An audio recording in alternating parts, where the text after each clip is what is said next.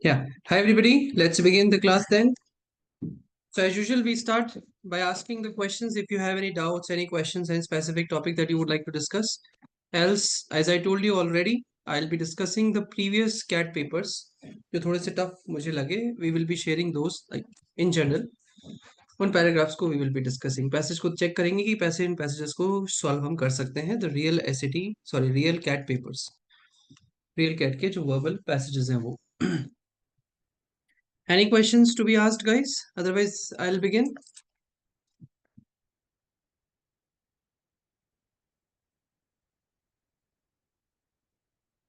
No questions? Okay, great.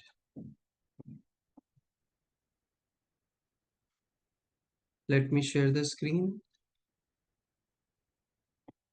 This is the easy one. Yeah, this is good one.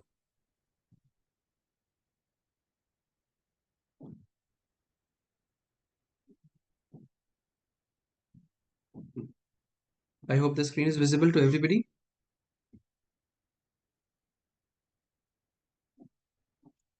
Right? Can you please confirm, guys? Yes, sir. Yes, sir. Thank you. Now, the job is to read the passage and provide the answer. Okay, this is 2024 slot 1 passage that I'm talking about, and we are looking at passage number 2 in the VR section, obviously.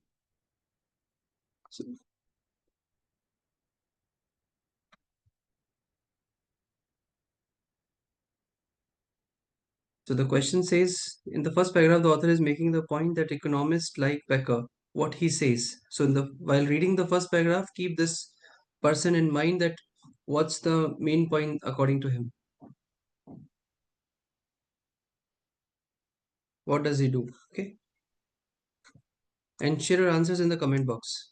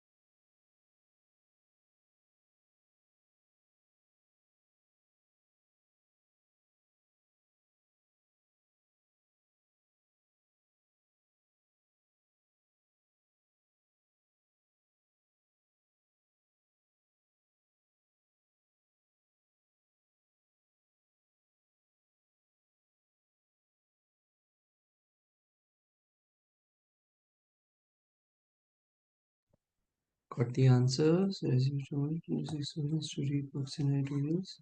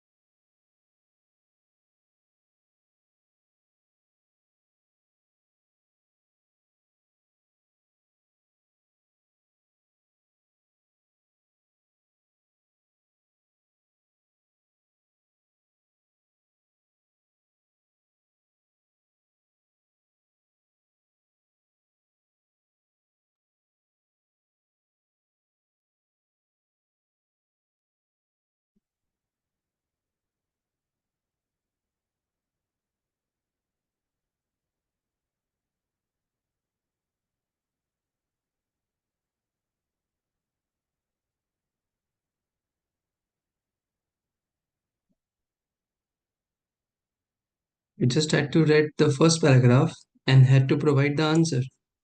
We are just discussing the first question as of now. So I don't expect you to read the whole paragraph. Sorry, whole passage. Please share the answer, guys.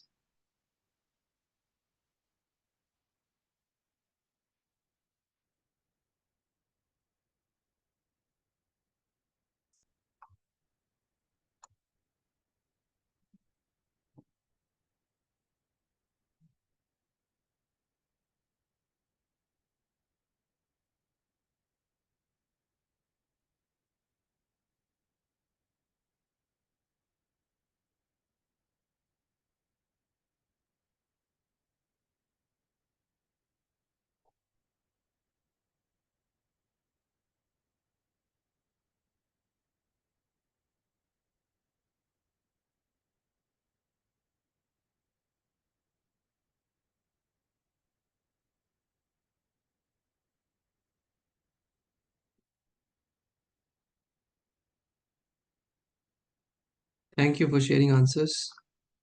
Noted from Akshay, Himanshu, and Harsh. Okay, all are saying same answer choice.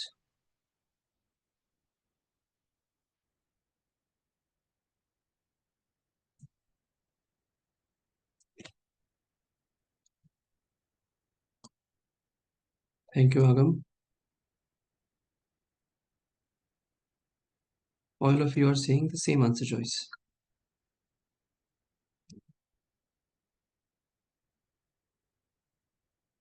Thank you, Saksham.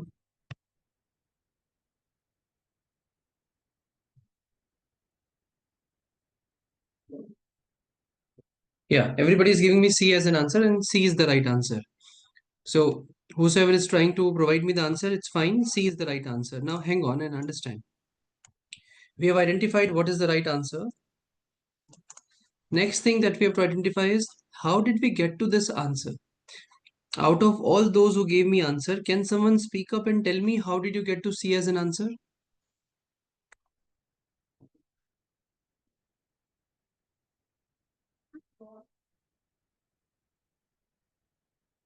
Because author जो है वो economics को real life में लेके आना चाह रहा है अपार्ट फ्रॉम जो एक्चुअल इकोनॉमिक्स होती है। अच्छा, एक्चुअल इकोनॉमिक्स की जगह वो इकोनॉमिक्स को रियल लाइफ में लेके आना चाह रहा है, जबकि जो इकोनॉमिक्स होती है वो शायद थियोरेटिकल ज्यादा होती है, वो प्रैक्टिकल करना चाह रहा है। मैं सही कह रहा हूँ अक्षत? Yes sir.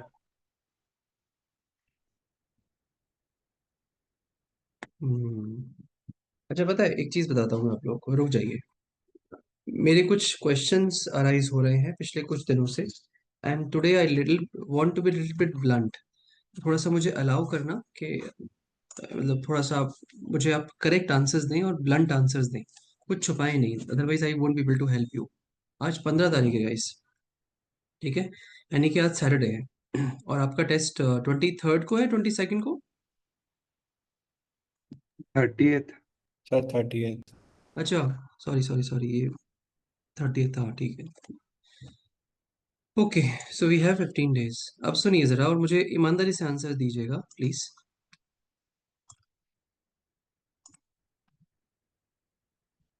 कितने लोगों को फर्स्ट पैराग्राफ समझ नहीं आया, स्पेशली टू दोज स्टूडेंट्स जो इस 30th को टेस्ट दे रहे हैं?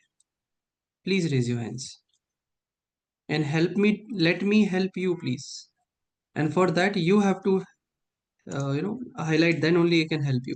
Note it, beta. I will talk to you, I mean help you. I am facing a problem, मुझे ऑथर जो बोलता है वैसा नहीं समझ आ रहा, बट मैं मेरे हिसाब से मिक्स कर रहा हूँ उस चीज को। थैंक यू सो मच अक्षत बताने के लिए। ये बहुत इंपॉर्टेंट है कि आप अपनी तरफ से मिक्स ना करें। मैं भी आपको वो भी क्लैरिटी दूंगा पैसेज को दोबारा शेयर करके कि किस तरह से हम अपने थॉट्स को रोक सकते हैं, ठीक है? और जो लिखा है उसे क्लियरली समझ सकते हैं। जो लोग नए हैं, प्रैक्टिस कम की है, उनका प्रॉब्लम होना चाहिए कि सर हमें टाइम ज़्यादा लग रहा है पर समझ में आ रहा है। जो लोग काफ़ी प्रैक्टिस कर रहे हैं उनको ये होना चाहिए कि सर हमारे आंसर सही आ रहे हैं, टाइम थोड़ा सा और कम हो सकता है तो ज़्यादा अच्छा होगा। पर ऐसा अगर हो रहा है कि हमें अंडरस्टैंडिंग नहीं बन रही है या हम कलेक्ट नहीं समझ पा रहे हैं, तो बॉस टाइम का उससे कोई लेना देना नहीं है। मैंने आपके आज तक किसी भी पैसेज में टाइमर के साथ आपको नहीं दिया है कि इतना ही टाइम है, पढ़ लो नहीं तो मैं बंद कर रहा हूँ। ऐसा आपने शायद अभी तक नहीं किया, राइट? तो ये चीज हमें समझनी होगी कि हम गलती कर कहाँ रहे हैं पढ़ने में। जैसा अक्षत ने करेक्टली कहा कि जब हम पढ़ते हैं तो हमारे थॉट प्रोसेस उसके साथ अटैच हो जाते हैं और फिर हम अपनी उसकी एक कहानी बना लेते हैं। यहाँ गलती हो रही है। बस बाकी सबको समझ आ गया पूरा पैराग्राफ, फर्स्ट पैराग्राफ? सिर्फ दो स्टूडेंट्स ने हाईलाइट किया है कि उन्हें नहीं समझ आया। अगर आप नहीं बताओगे तो how will be to help you, बताओ। Start of the passage I am able to understand, but okay, at the start of the passage I am able to understand, but because of some difficult words in between I am not able to make the whole meaning out of it. Okay बेटा, I totally understand that part, और मुझे वो difficult words जानने हैं कौन से हैं। इसको पहले मैं नॉर्मल करता हूँ। हाँ, पूरा फोकस अपना जो है वो फर्स्ट पैराग्राफ पे ही होगा।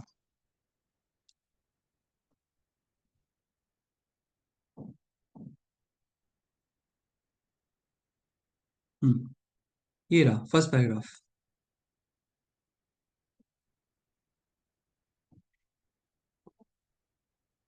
हमने क्वेश्चन ठीक से समझ लिया। क्या क्वेश्चन था?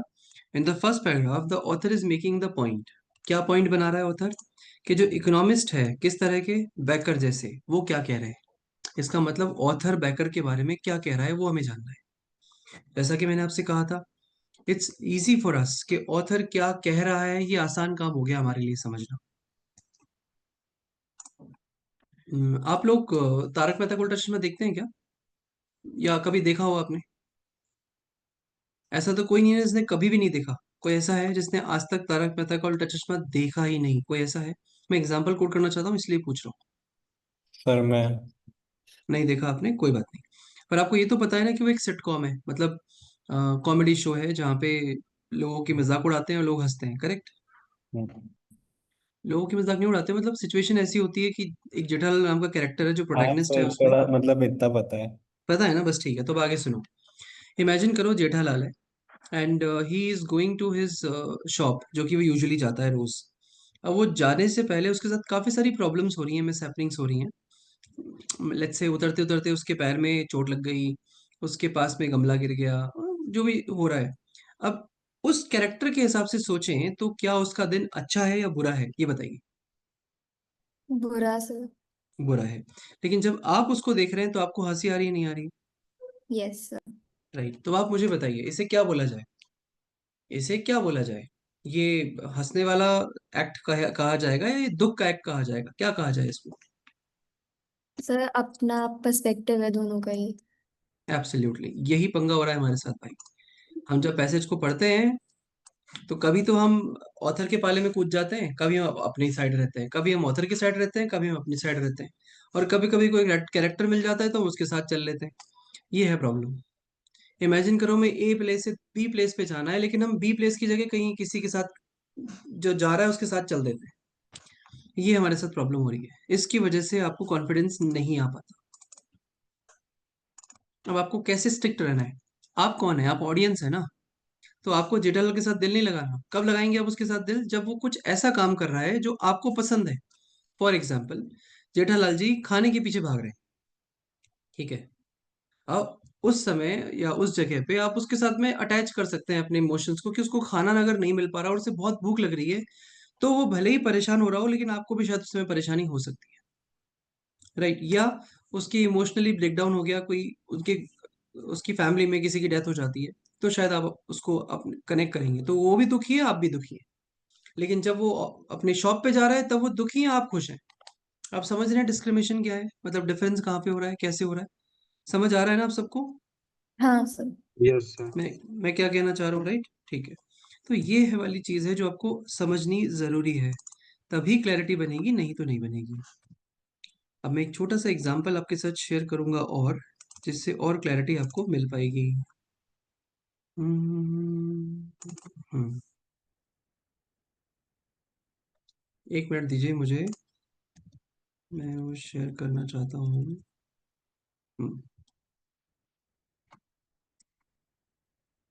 एक छोटी सी कहानी है, मैं आपके साथ शेयर कर रहा हूँ, आप सब लोग उस कहानी को पढ़ेंगे और उस कहानी को पढ़ने के बाद फिर हम लोग डिस्कशन करेंगे। I will be asking questions and आप लोग सब आंसर देंगे।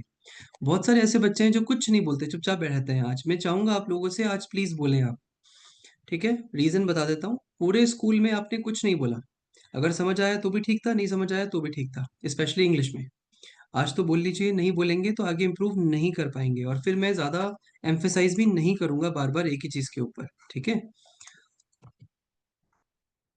पर एक गारंटी देता हूं, अगर आपने इसको ठीक से समझा तो आपको समझ आएगा कि एग्जैक्टली समझना कैसे चाहिए।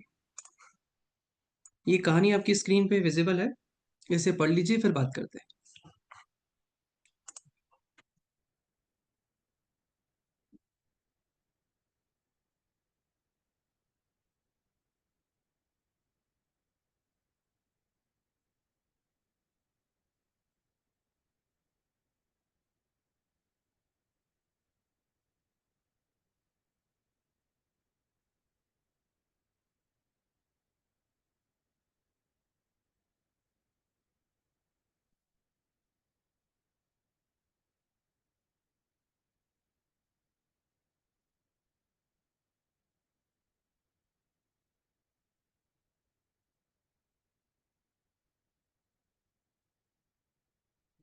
जब आप इसे पढ़ चुके हो तो बस टाइप कर दें डन।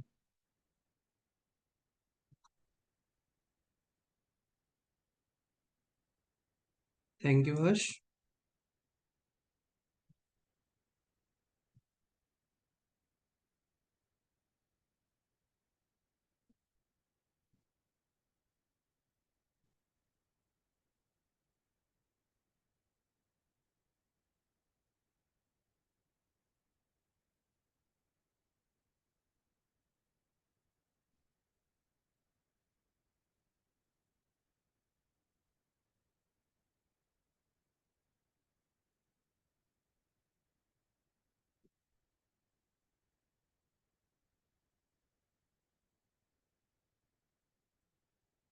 ठीक है, I am assuming everybody must have read it.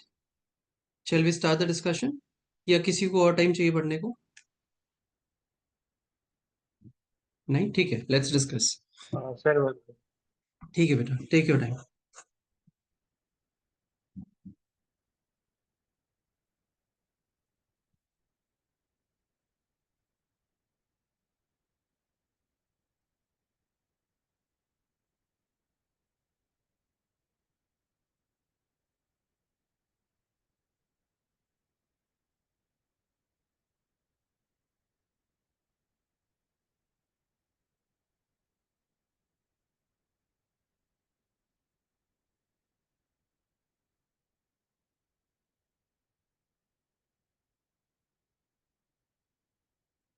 Done Divyansh? Yes sir. ठीक है, ओके, तो चलिए डिस्कशन स्टार्ट करते हैं। इसके अंदर तीन कैरेक्टर्स मुझे मिले। पहला हौजा, हौजा के साथ डंकी है, और एक जो इंसान उससे बात कर रहा है। करेक्ट। आई एम श्योर आप लोग ये समझ गए होंगे कि हमारा हीरो कौन है। हौजा है, राइट। अब मुझे ये जानना है कि इस स्टोरी को पढ़ने के बाद किस तरह की फीलिंग आपको आ रही है। दुख हो रहा है, खुशी हो रही है, मजा आया, whatever the case that you would like to share. Divyansh, आपको कैसा लगा?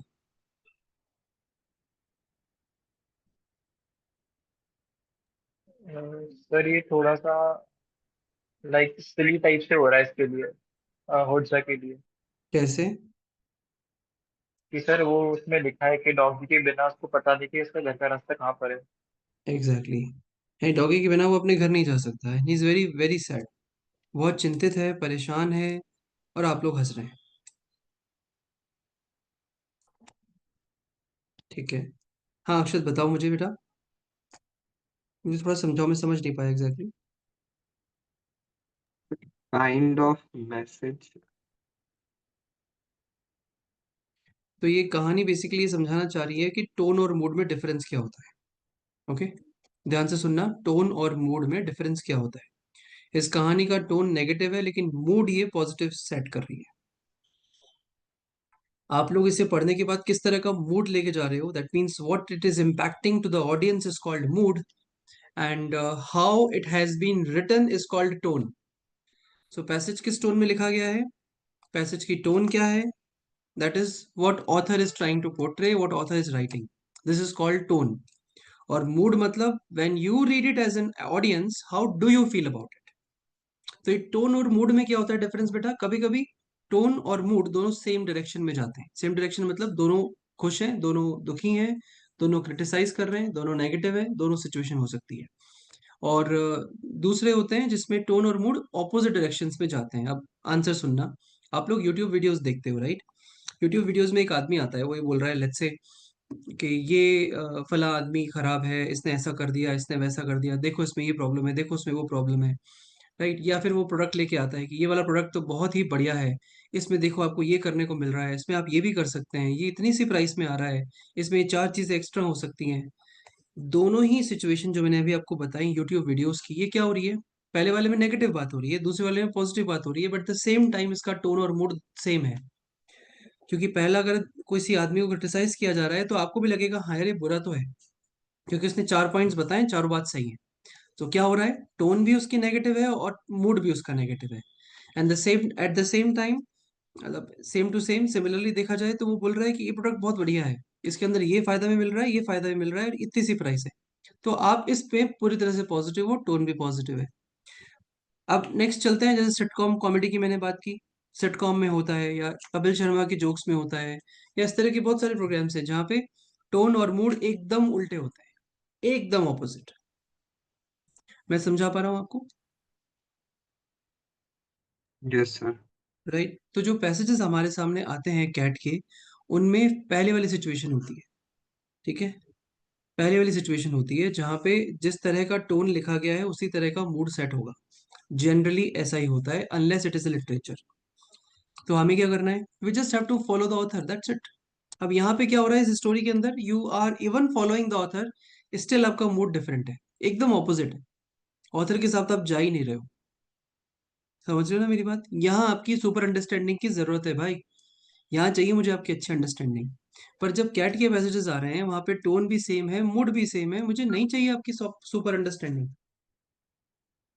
Are you able to understand what I am trying to highlight guys. Yes I sir. Hope सबको समझ आया राइट. कोई ऐसा नहीं जिसको नहीं समझ आया है, तो आप बता सकते हैं, मेरे पास और बहुत सारे तरीके हैं to make you understand, I make you understand, don't worry. नहीं है, ठीक है, ग्रेट. देन अब आते हैं वापस इसके ऊपर. हमने ये एक पैराग्राफ पढ़ा, ओके, और इस पैराग्राफ में हमें बताना है कि ये जो आदमी है गैरी बैकर, जो कि इकोनॉमिस्ट है, ये क्या चाहता है, ये क्या कहना चाहता है, इसकी अंडरस्टैंडिंग क्या है, what is true about him. पहला क्वेश्चन मेरे दिमाग में आना चाहिए, गैरी बेकर है कौन, क्यों लिखा गया है यहाँ पर. देखिए पहला सेंटेंस पढ़ते हैं, जो कि हमेशा क्या होता है, topic sentence and important sentence. I am reading it, it says often times. एक और बात, अगर किसी को कोई वर्ड नहीं पता है ना, जैसे किसी भी सेंटेंस में, तो आप मुझसे पूछ बता देना मुझे, मुझे भी अगर नहीं पता होगा तो मैं आपको बताऊंगा कि कैसे उसको समझा जाएगा, ठीक है. तो अगर आपको लगता है कि सर ये वर्ड नहीं आता था इसलिए मेरा ये गलत हुआ, तो प्लीज मुझे बता देना so that I can help. Okay, पहला sentence, oftentimes when economists cross borders they are less interested in learning from others than in invading their garden plots. क्या मतलब हुआ पहले सेंटेंस का, कोई ऐसा है जिसको समझ नहीं आया पहला सेंटेंस, क्योंकि ऐसे बहुत सारे होने चाहिए उनको नहीं समझ आया होगा, it's not directly written. So is it kind of we are noticing on the mistakes of other person?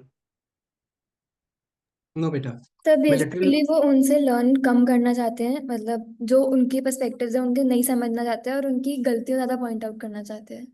Correct, कुछ कुछ सही है. देखो समझते हैं एग्जैक्टली exactly क्या लिखा हुआ है. ऑफन टाइम्स, ज्यादातर, अधिकांशतः है, मोस्ट ऑफ द टाइम्स, जब इकोनॉमिस्ट क्रॉस बॉर्डर करते हैं, क्रॉस बॉर्डर मतलब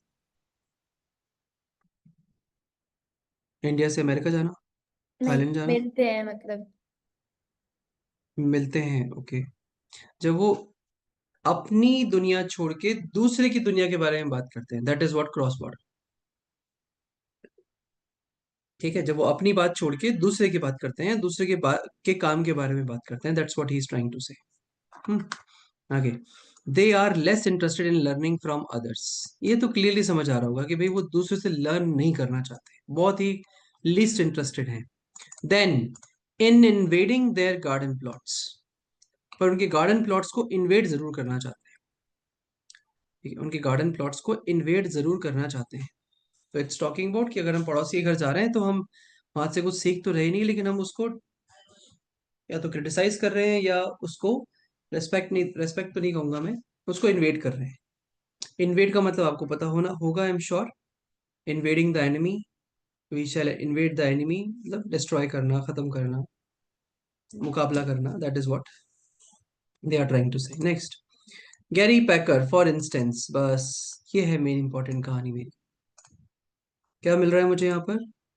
फॉर इंस्टेंस मतलब ये एग्जाम्पल है, किस चीज का एग्जाम्पल? टॉपिक सेंटेंस, यानी पहले सेंटेंस में क्लेम किया और उसका एविडेंस दिया सेकंड सेंटेंस में। कि गैरी बैकर को का एग्जांपल देख लो, he pioneered the idea of human capital. He pioneered the idea of human capital. कोई ऐसा है जिसको मतलब नहीं पता पायोनियर्ड का?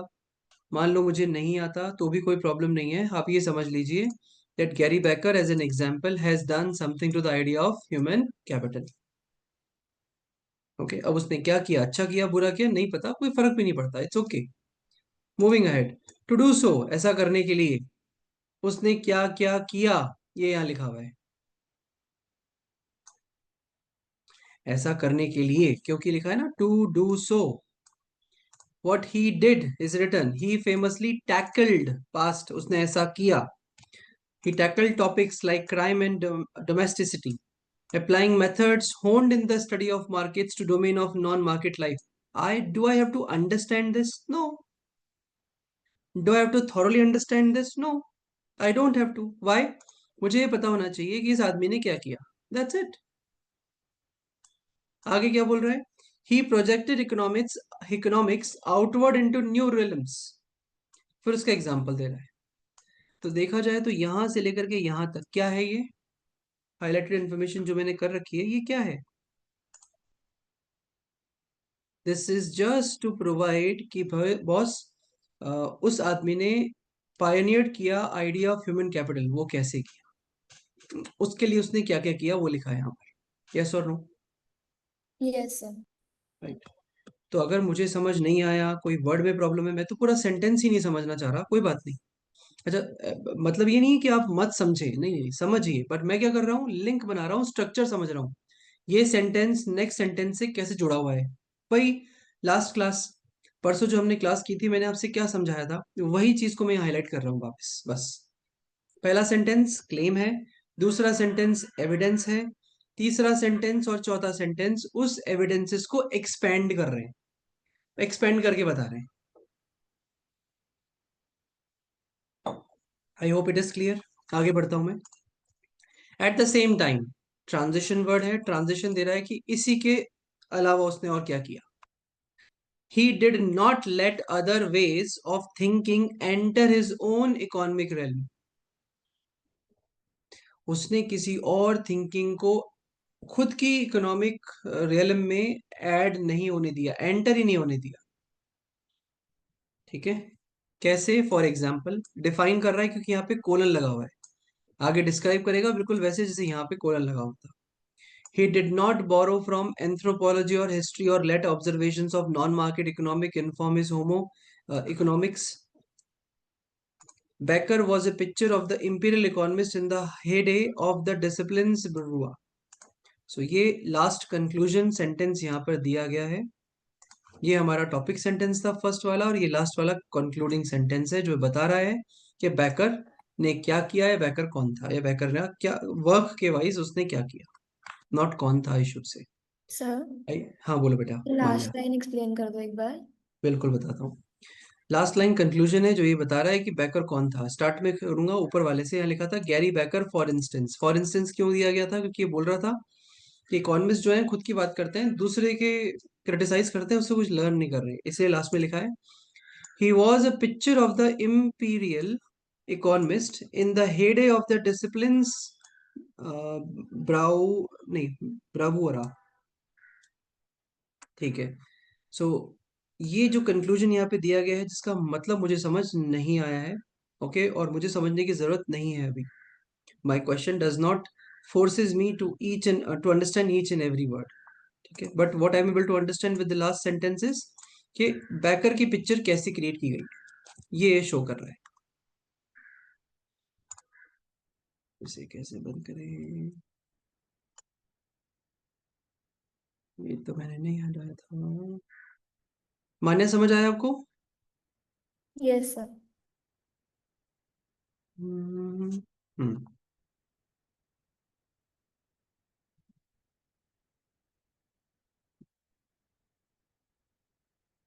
हाय गो. यस गाइस, समझ आया आपको या नहीं है समझ आया? Yes sir.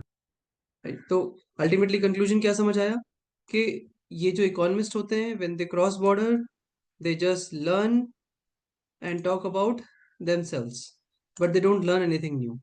क्लियर? बस अब चलिए चॉइसेस पे पढ़ना शुरू कीजिएगा. In the author, sorry, in the paragraph the author is making the point क्या, that economist like this person. Exactly बोल रहा है पहले सेंटेंस के बारे में. Economist when cross border they are not interested to learn from others, they are just interested to do this thing. For example, ये रहा बैकर, और वैसे के वैसे नीचे लिखा गया है. Author is making the point that economists like this person did what? A, tended to guard their discipline from poaching by academics from other subject areas. ये क्या है भाई? आई एम श्योर ए किसी को नहीं लग रहा होगा क्योंकि कहीं से भी इसके बारे में बात नहीं हो रही है. Right, this is the way that you eliminate. तो बैकर के बारे में ये कोई इंफॉर्मेशन हमें नहीं मिली. B, benefited from the application of their principles and concepts to non-economic phenomena. Benefited from, so ये जो इकोनॉमिस्ट है Baker, he benefited from the application of their principles and concepts to the non-economic phenomena because he was economist and everywhere we are talking about economy only. This becomes extra information. मतलब कहीं पे भी नहीं लिखा इसके बारे में कुछ भी कि नॉन इकोनॉमिक फिनोमिना क्या हो रहा है. हालांकि मैं आपको ये भी कह सकता हूँ कि इसका मीनिंग ही गलत बन रहा है, बट ठीक है, मैं जा रहा हूँ उस पर कि भाई इसके बारे में बात नहीं हो रही. सी पे आते हैं कि जो बैकर जैसे इकोनॉमिस्ट हैं they used economics to analyse non market behaviour without incorporating perspectives from other areas of inquiry. अब what am I focus majorly is on कि भाई इस तरह के लोग जो हैं वो एनालाइज कर रहे हैं खुद के काम पे, दूसरे के पर्सपेक्टिव्स को कोई भी वैल्यू नहीं दे रहे, उनको इनकॉर्पोरेट नहीं कर रहे. ठीक है, खुद के में क्या एनालाइज कर रहे हैं ये नीचे वाले पैराग्राफ में डिस्क्राइब किया गया. नीचे वाले सेंटेंसेस जो हैं ये रहा, इसमें डिस्क्राइब किया गया जो मैंने ठीक से नहीं पढ़ा. ठीक है, last, he had begun to borrow concepts from other disciplines but were averse to the latter applying economic principles. but ये गलत इंफॉर्मेशन दे रहा है. ये कह रहा है कि वो बोरो तो करते हैं कॉन्सेप्ट्स पर अप्लाई नहीं करते. नहीं, वो ना बोरो कर रहे हैं ना अप्लाई कर रहे हैं, कुछ नहीं कर रहे.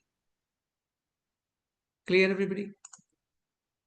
इससे साफ साफ प्रूव हो रहा है कि भाई आंसर क्या होना चाहिए, सी होना चाहिए. और क्यों होना चाहिए आई एम श्योर आप लोग समझ गए होंगे. अब कोई भी कंफ्यूजन है तो प्लीज मुझे बताएं.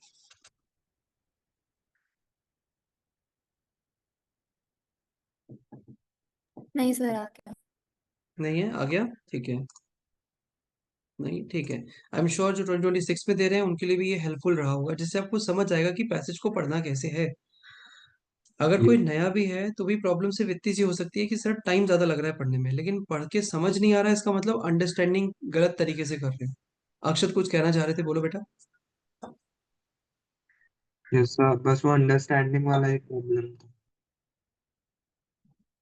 अंडरस्टैंडिंग के प्रॉब्लम कब सही होंगे? जब आप इनको ठीक से पढ़ेंगे. एक और तरीका आपको बताता हूँ. मान लीजिए आप अकेले पढ़ाई कर रहे हैं, आपको समझ नहीं आ रहा कि इसे कैसे अंडरस्टैंड किया जाए. आज के टाइम पे तो ये बहुत आसान काम है. आज आपके पास मोबाइल फोन है, एआई है, इसके थ्रू आप बहुत आराम से समझ सकते हैं. एआई से पूछ लीजिए कि ये पैसेज है, ये क्या कहना चाह रहा है, इसका समरी क्या है, इस पैराग्राफ का आइडिया क्या कहना चाह रहा है, वो आपको काफी अच्छे से बता देगा. मैं ये नहीं कह रहा आप फॉलो करें इसको, but it just that when you are practising at that time you may take an help for it. हाँ सही अक्षत, आप कुछ कहना चाह रहे थे? ट्राई करा था, बट एक्चुअली में एआई का जो पर्सपेक्टिव होता है उसके हिसाब से पढ़ता है, और जो आंसर्स होते हैं वो भी मोस्ट ऑफ द टाइम गलत आ जाते हैं। नहीं नहीं, क्वेश्चन आंसर्स नहीं समझने, सिर्फ पैसेज, वो भी मैं आपको बताता हूँ कैसे आप पूछ सकते हैं। जैसे आप उसको पैसेज दे दीजिए और उसको बोलिए कि make this passage understand to a let's say 15 years old child और 15 years old टीन, ऐसे करके उसको बोलिए तो वो आसान लैंग्वेज में समझाने की कोशिश करेगा। ऐसे आप 4-5 पैसेजेस के साथ करिए, या ये मे बी आप you can put a class के make make understand to a class, sorry student of class let's say 10th 11th 12th 7th 8th, जो आपको ठीक लगे आप डाल दीजिए। और फिर देखिए वो किसकी लैंग्वेज कैसी है, वो कितना सिंप्लीफाई करके समझा पा रहा है। फिर उसके बाद आप पैसेज को पढ़िए, you will get a better clarity, आपको क्लैरिटी ज्यादा मिलेगी क्योंकि आपने मूवी का ट्रेलर देख लिया, अब आप मूवी देखने जा रहे हो। नाउ यू नो एग्जैक्टली कि मूवी किस डायरेक्शन में जाएगी या किस चीज की बात कर रही है। You getting me? इसको ट्राई करो अक्षत। आई एम श्योर ये ना करके आपने शायद पूरा पैसेज डाल दिया होगा, क्वेश्चन डाल दिए होंगे, बोला होगा बताइए कैसे आंसर आया। यही हुआ था? Yes sir. हाँ, ऐसा मत करो। पहले पैसेज को समझो, ओके, उसके बाद चॉइसेस पे जाओ, मतलब क्वेश्चंस पे जाओ। क्वेश्चंस तो अपने आप आ जाएंगे आंसर जब पैसेज समझ आ जाएगा। आप लोग क्या गलती कर रहे हो, मेन आइडिया भूल रहे हो भाई। पैसेज ये क्यों दे रहे हैं आपको, पैसेजेस और क्वेश्चंस? बिकॉज क्वेश्चंस इन्वेंट ही क्यों किए गए हैं? जस्ट टू चेक कि आपको पैसेज समझ आया नहीं आया, यही तो चेक करना चाह रहे हैं ना वो। तो पैसेज तो समझो पहले, क्वेश्चंस के आंसर कैसे दे दोगे नहीं तो। ठीक है।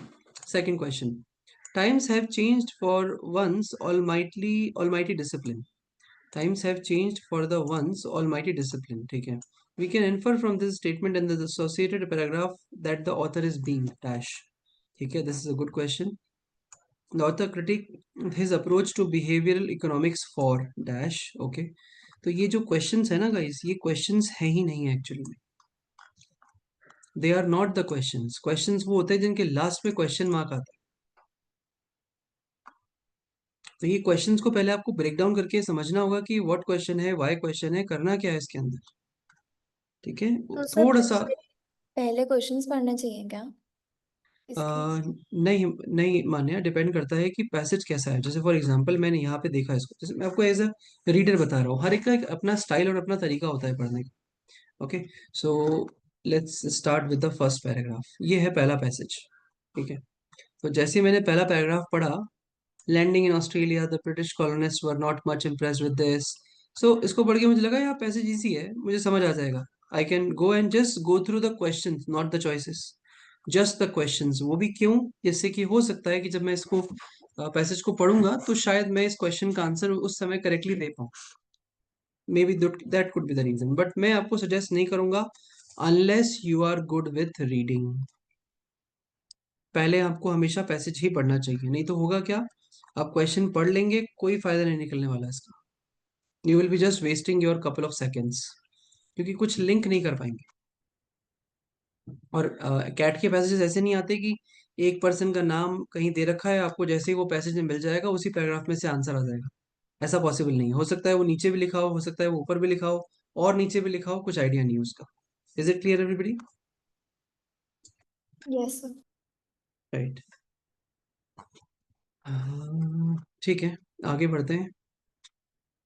अब आप पहले पूरा पैसेज पढ़ लीजिए और समझ लीजिए, फिर हम पहले पैसेज को डिस्कस करेंगे, फिर क्वेश्चंस पे जाएंगे। तो मैं रीडिंग मोड में इसको डाल देता हूँ। Now it is in the reading mode, please read the whole passage. कोई टाइम बाउंडेशन नहीं है, बस मुझे क्लैरिटी चाहिए, मतलब कॉन्फिडेंस के साथ चाहिए कि हाँ ये करेक्ट है, इसमें कहीं कोई गलती नहीं है। समझ रहे हैं आप लोग? इस तरह से इसको पढ़िए और फिर मुझे बताइए।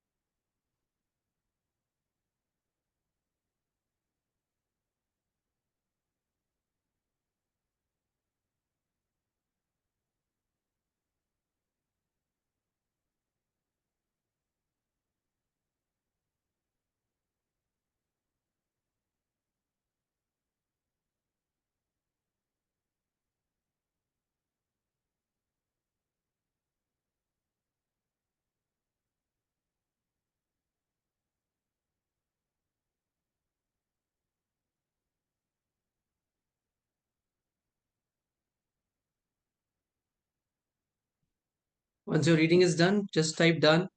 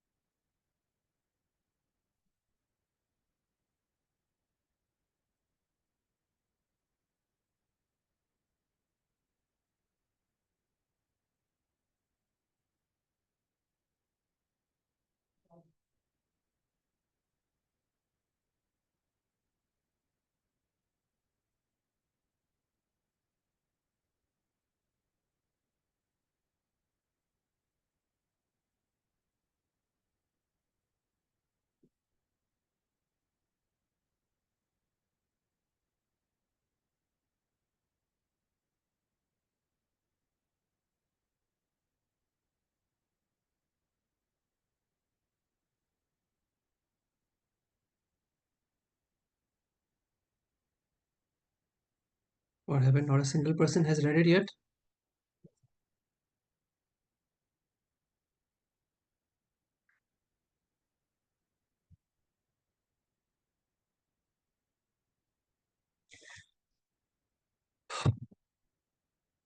किसी ने भी नहीं पढ़ा क्या अभी तक?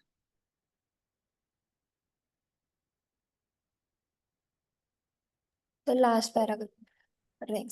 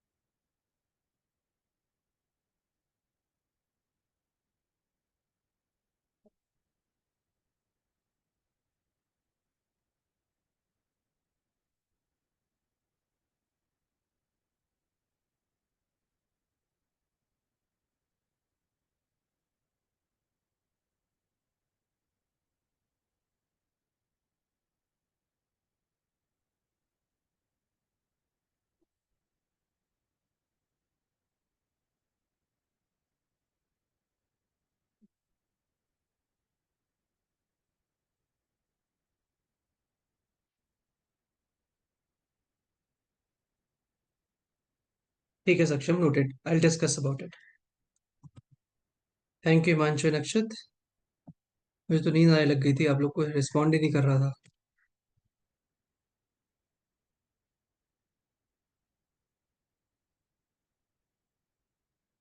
Relax, I was just kidding.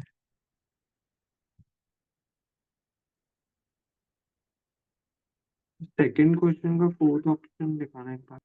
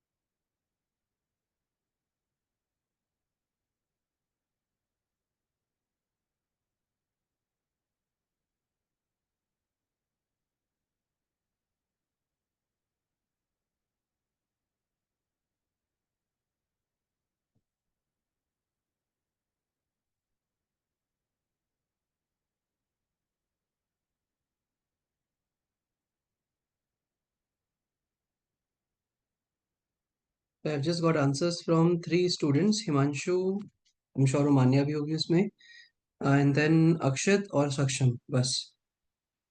बाकी स्टूडेंट्स ने रीड कर लिया है। Shall I start discussion? Shall I start the discussion? Shall I wait? What should I do?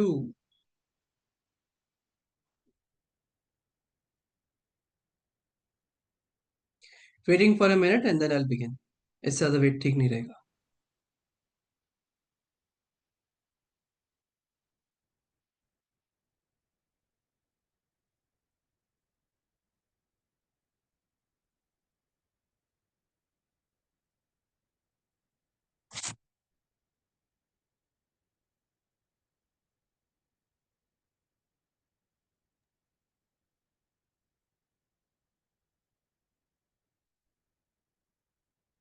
Okay, everybody, let's discuss. आप सबने पैसेज पढ़ लिया होगा। I've stopped sharing the passage now. Is there anybody who can tell me what is the topic of the passage? भाई अगर passage के ऊपर heading लिखनी है तो आपके हिसाब से क्या हेडिंग होनी चाहिए?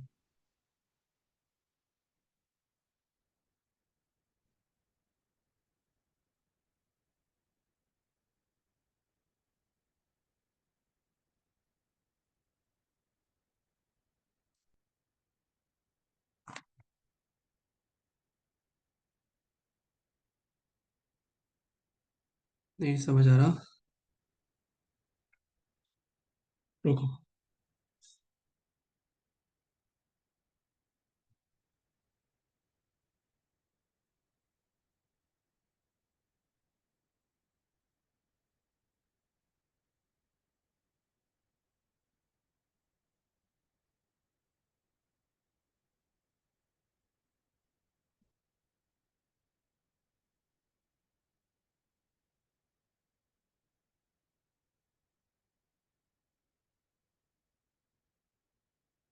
Is the screen visible?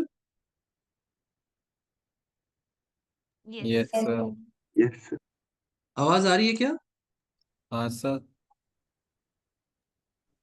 Sir screen screen की नहीं आ रही। नहीं आ रही स्क्रीन की? पर क्या बोल। कोई बात नहीं, पर आप सबको ये सीन तो याद होगा ना, यस सर। Yes sir. है ना? So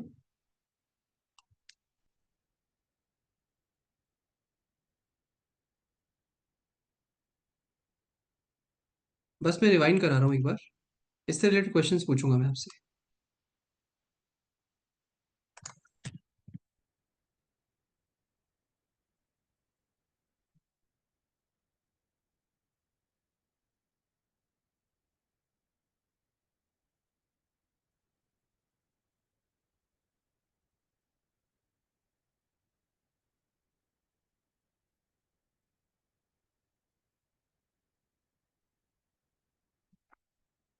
okay, now my question, अगर ये पैसेज होता तो इसका हेडिंग क्या होता?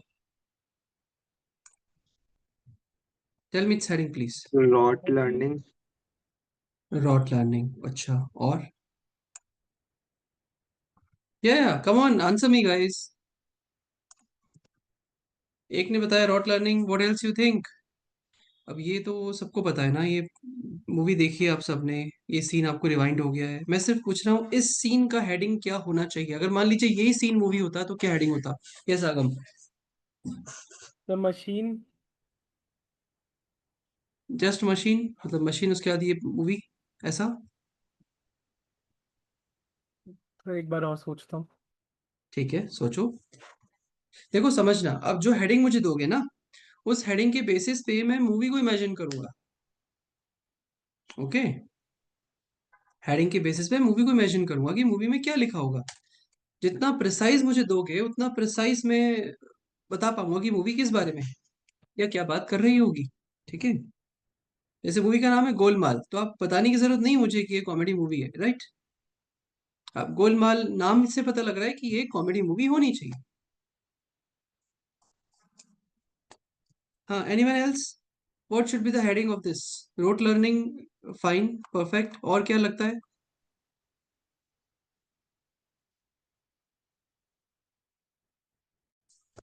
Share your inputs. I know there are, you have the inputs but you don't share. Thinking ये गलत हो जाएगा। कुछ गलत नहीं है, speak up and tell me, share me answers please.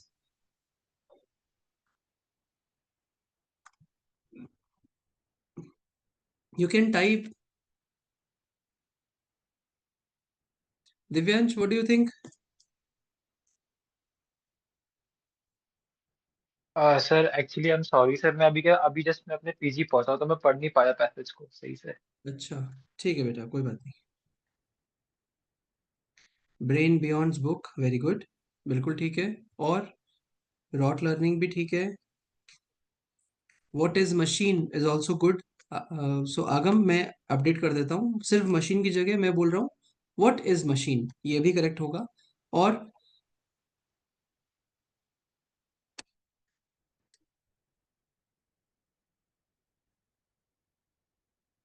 why understanding is important, why no does simple language has value, ये सब जो है ना, अल्टीमेटली ये डिस्क्राइब करने की कोशिश कर रहे हैं कि पैसेज में, यानी कि उस मूवी में क्या डिस्कस हो रहा है। Learning the real way, correct Mukul, all are correct. Similarly जो पैसेज हमने पढ़ा, अगर उसकी हेडिंग समझनी हो, जो कि इकोनॉमिस्ट के बारे में था, गैरी पैकर का नाम था, शिलर का नाम था, दो कैरेक्टर्स के नाम थे, ऑथर क्लियरली बोल रहा है वो कहना जो चाह रहा है, चार पांच पैराग्राफ्स में आई थिंक उसने लिखने की कोशिश की है। अगर आपको उसकी हेडिंग देनी हो तो आप क्या देंगे और कैसे देंगे? वेरी गुड पायल, करेक्ट है। वेरी गुड सक्षम, बिल्कुल ठीक है। सब आंसर्स करेक्ट हैं। प्रॉब्लम कहाँ है? मतलब ये तो चलो मूवी था, आप समझ पा रहे हैं। अब मैं आपसे अगर ये क्वेश्चन पूछूं, चलो ठीक है, पैसेज को एक मिनट साइड में रखता हूँ, ये जो मैंने आपको सीन दिखा इसी के बारे में पूछता हूँ। डायरेक्टर ने, यस वैभव बोलो बेटा।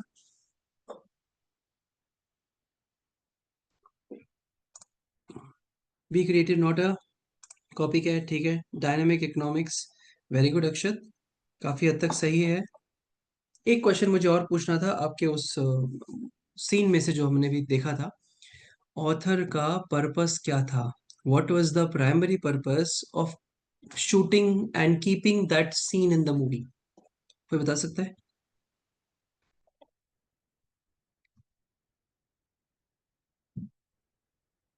क्यों रखा है ऑथर ने वो सीन मूवी में?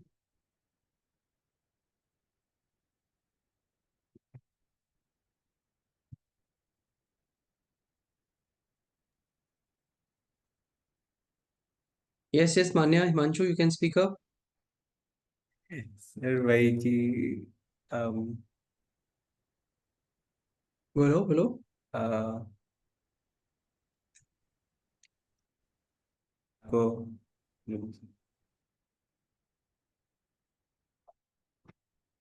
Very good Harshita, to tell us how should the education system should work, कैसे काम करना चाहिए और कैसे करता है, ये बताया गया है वहां पर।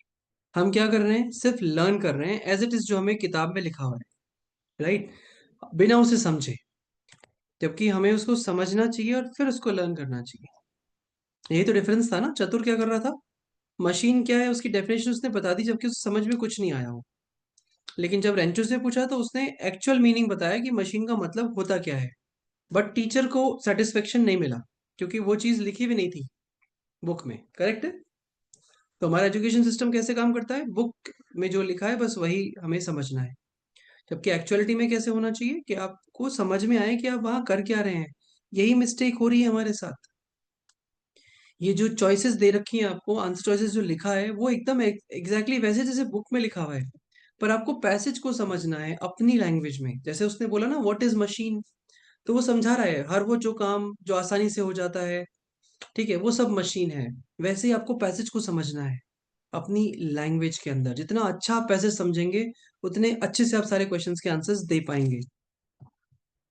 आई am jumping to the passage now. And guys, मैं अब आपको स्ट्रक्चर समझा रहा हूँ पैसेज का। देखिए जरा आपको, एंड आई गारंटी पैसेज समझ में कैसे नहीं आएगा। हाउ इज इट पॉसिबल कि पैसेज समझ ना आए, पॉसिबल ही नहीं है। देखिए कितना आसानी से समझ आएगा, और क्वेश्चंस भी आएंगे, आंसर्स भी करेक्ट होंगे। आपको स्ट्रक्चर समझना है। आप क्या कर रहे हो, लैंग्वेज में घुस जाते हो, वो आपको फंसा लेती है। वहां मत फंसो। देखो मैं पढ़ रहा हूँ आपके सामने। Is the passage visible to everybody? Yes sir. ठीक है, अब यस। ध्यान से देखना और ध्यान से समझना। जहां नहीं समझ में आए उसी समय स्पीकअप, वहीं पे स्पीकअप करना, मतलब अपना अनम्यूट करना माइक और बोलना। सोचना मत। I have no problem if you stop me in between. Often times यानी अधिकतर, अधिकांशतः, when economists cross borders they are less interested in learning from others than in the invading their garden plots।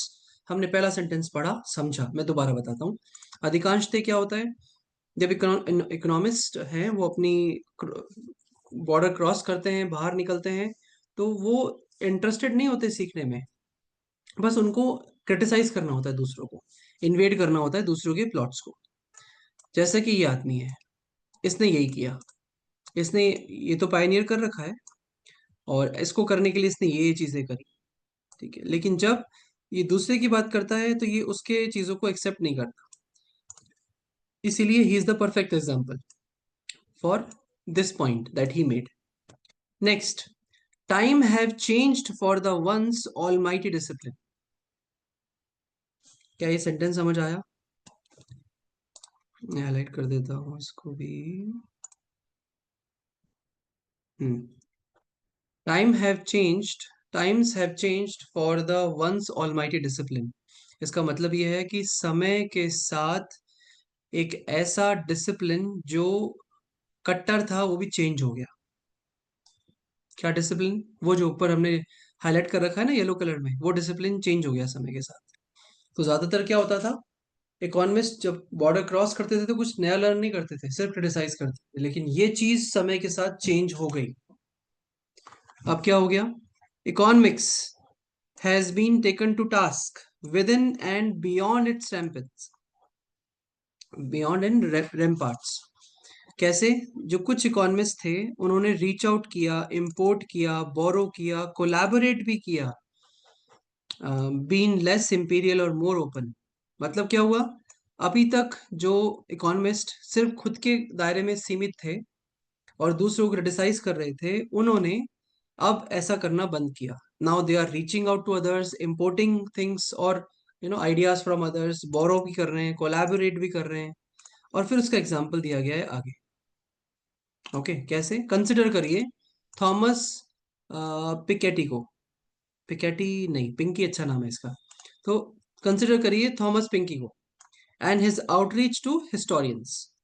खुद बोल रहा है sentence, consider करिए इनके thought process को। इसका मतलब क्या हुआ, एग्जाम्पल है, राइट। सो आगे पढ़ते हैं। The booming field of behavioural economics, और ये एक्स्ट्रा इंफॉर्मेशन है जो बता रही है कि बूमिंग फील्ड कौन सा है। Fusion of economics and social psychology, ये बूमिंग फील्ड है। इज अनदर केस, तो ये एक अनदर केस बना दिया गया है। इसका मतलब ये हुआ कि सोशल साइकोलॉजी भी फ्यूजन ऑफ इकोनॉमिक्स के साथ जुड़ गई है। So having spawned active subfields like judgment, decision making, and a turn to experimentation, the field aims to go beyond the caricature of rational man to explain how humans make decisions. Ultimately क्या समझ आया इस paragraph के अंदर? पहला paragraph बोल रहा था कि ये लोग रिजिड है, कौन? इकोनॉमिस्ट। अधिकतर टाइम ये अपनी बात तो करते हैं, लेकिन दूसरे की बात जब आती है तो वहां सिर्फ गलतियां निकालते हैं, उनसे कुछ सीखते नहीं है। सेकंड पैराग्राफ में बोल रहा है कि बहुत सब चेंज हो गई है चीजें। ओके, अब ये सब कुछ कर रहे हैं, बोरो भी कर रहे हैं, इम्पोर्ट भी कर रहे हैं, कोलैबोरेट भी कर रहे हैं। और ये थॉमस पिंकी का एग्जाम्पल आप देख सकते हो। फिर आगे बोल रहा है कि अब तो एक नया फील्ड आ गया है, बूमिंग फील्ड है। कौन सा फील्ड है? जिसमें फ्यूजन हो रहा है दो चीजों का। किसका? इकोनॉमिक्स का और सोशल साइकोलॉजी का, इन दोनों का फ्यूजन हो रहा है। ठीक है, उसमें क्या हो रहा है? इसमें having spawned active subfields like judgment, decision making, and a ton of experimentations and fields aims to go beyond the caricature of rational men to explain how humans make decisions. इतना ज्यादा फर्क पड़ गया है इसके अंदर कि ये बताया जा रहा है कि बॉस, इंसान डिसीजन कैसे लेता है, अपना डिसीजन मेकिंग कैसे करता है इकोनॉमिक्स के लिए, वो चीज सोशल साइकोलॉजी के थ्रू जुड़ गई है। क्या आप में से कोई ऐसा है जिसको ये समझ नहीं आया हो कि इकोनॉमिस्ट और सोशल साइकोलॉजी का फ्यूजन क्या है?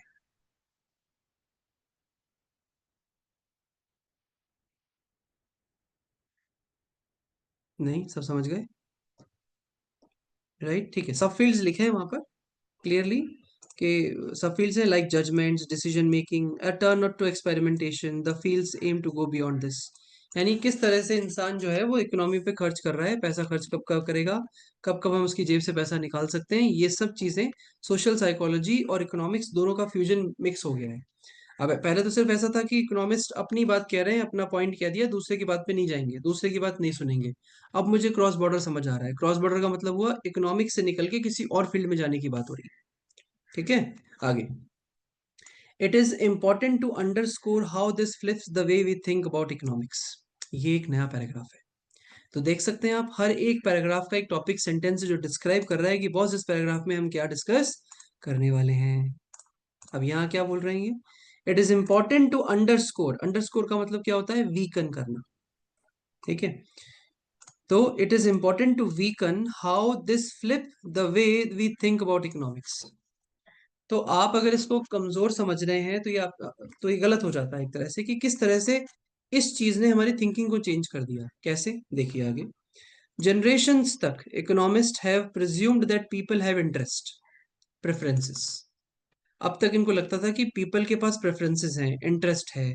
ठीक है, अब ये आगे डिफाइन करेंगे। In the new classical argued that get revealed in the course of people's choices, ऐसा पीपल चॉइसेस रिवील हुई थी। Interest come before action and determines them. ठीक है, एक्शन, इंटरेस्ट आता था, उसके ऊपर एक्शन होता था और फिर वो चीज डिफाइन की जाती थी। So if you are hungry, you buy lunch. If you are cold, you get a sweater. If you only have so much money, can't afford to deal with both your growling stomach and your shivering, then which needs you choose to meet using your scars savings reveals your preferences. ये बोलना चाह रहे हैं पुराने जमाने की बात, कि कैसे फ्लिप हुई ये चीज। और इकोनॉमिस्ट बहुत सालों तक ये मानते थे कि भाई आपकी जो चीजें हैं वो आप कैसे डिसाइड करते हो, प्रेफरेंसेस पे या चॉइसेस पे। जैसे आपको भूख लग रही है तो आप खाना खाओगे, ठीक है, और अगर आपको ठंड लग रही है तो आप जैकेट खरीद लोगे या स्वेटर खरीद लोगे। और आपके पास पैसे नहीं है कि आप दोनों चीजें अफोर्ड कर सको, तो अपनी प्रायोरिटी के हिसाब से उसको चेक करोगे कि आप क्या ले सकते हो, आपके पास कितना पैसा है। अब क्या हुआ आगे वो पढ़ते हैं नेक्स्ट पैराग्राफ में। Psychologist take one look at simple formulation and shake their hands. अगला सेंटेंस, टॉपिक सेंटेंस बताना चाह रहा है कि अब क्या नया आ रहा है। मैं इसे हाईलाइट करता हूं इस कलर से। ठीक है, let's see. Psychologists take one look at this simple formulation and shake their hands. Psychologist ने इस चीज को सोचा और उन्होंने अपने हाथ मिलाए। इसका मतलब अब इकोनॉमिस्ट और साइकोलॉजिस्ट दोनों जुड़ रहे हैं आपस में। अब क्या होगा आगे देखिए। Increasingly, even some mainstream economists have to admit that Homo economicus doesn't always behave like the textbook maximizers. Irrational behavior can't simply be waved away as extra economic expression of passion over interest and thus the domain of other disciplines. This is one place where the humanist can help the economist. कैसे?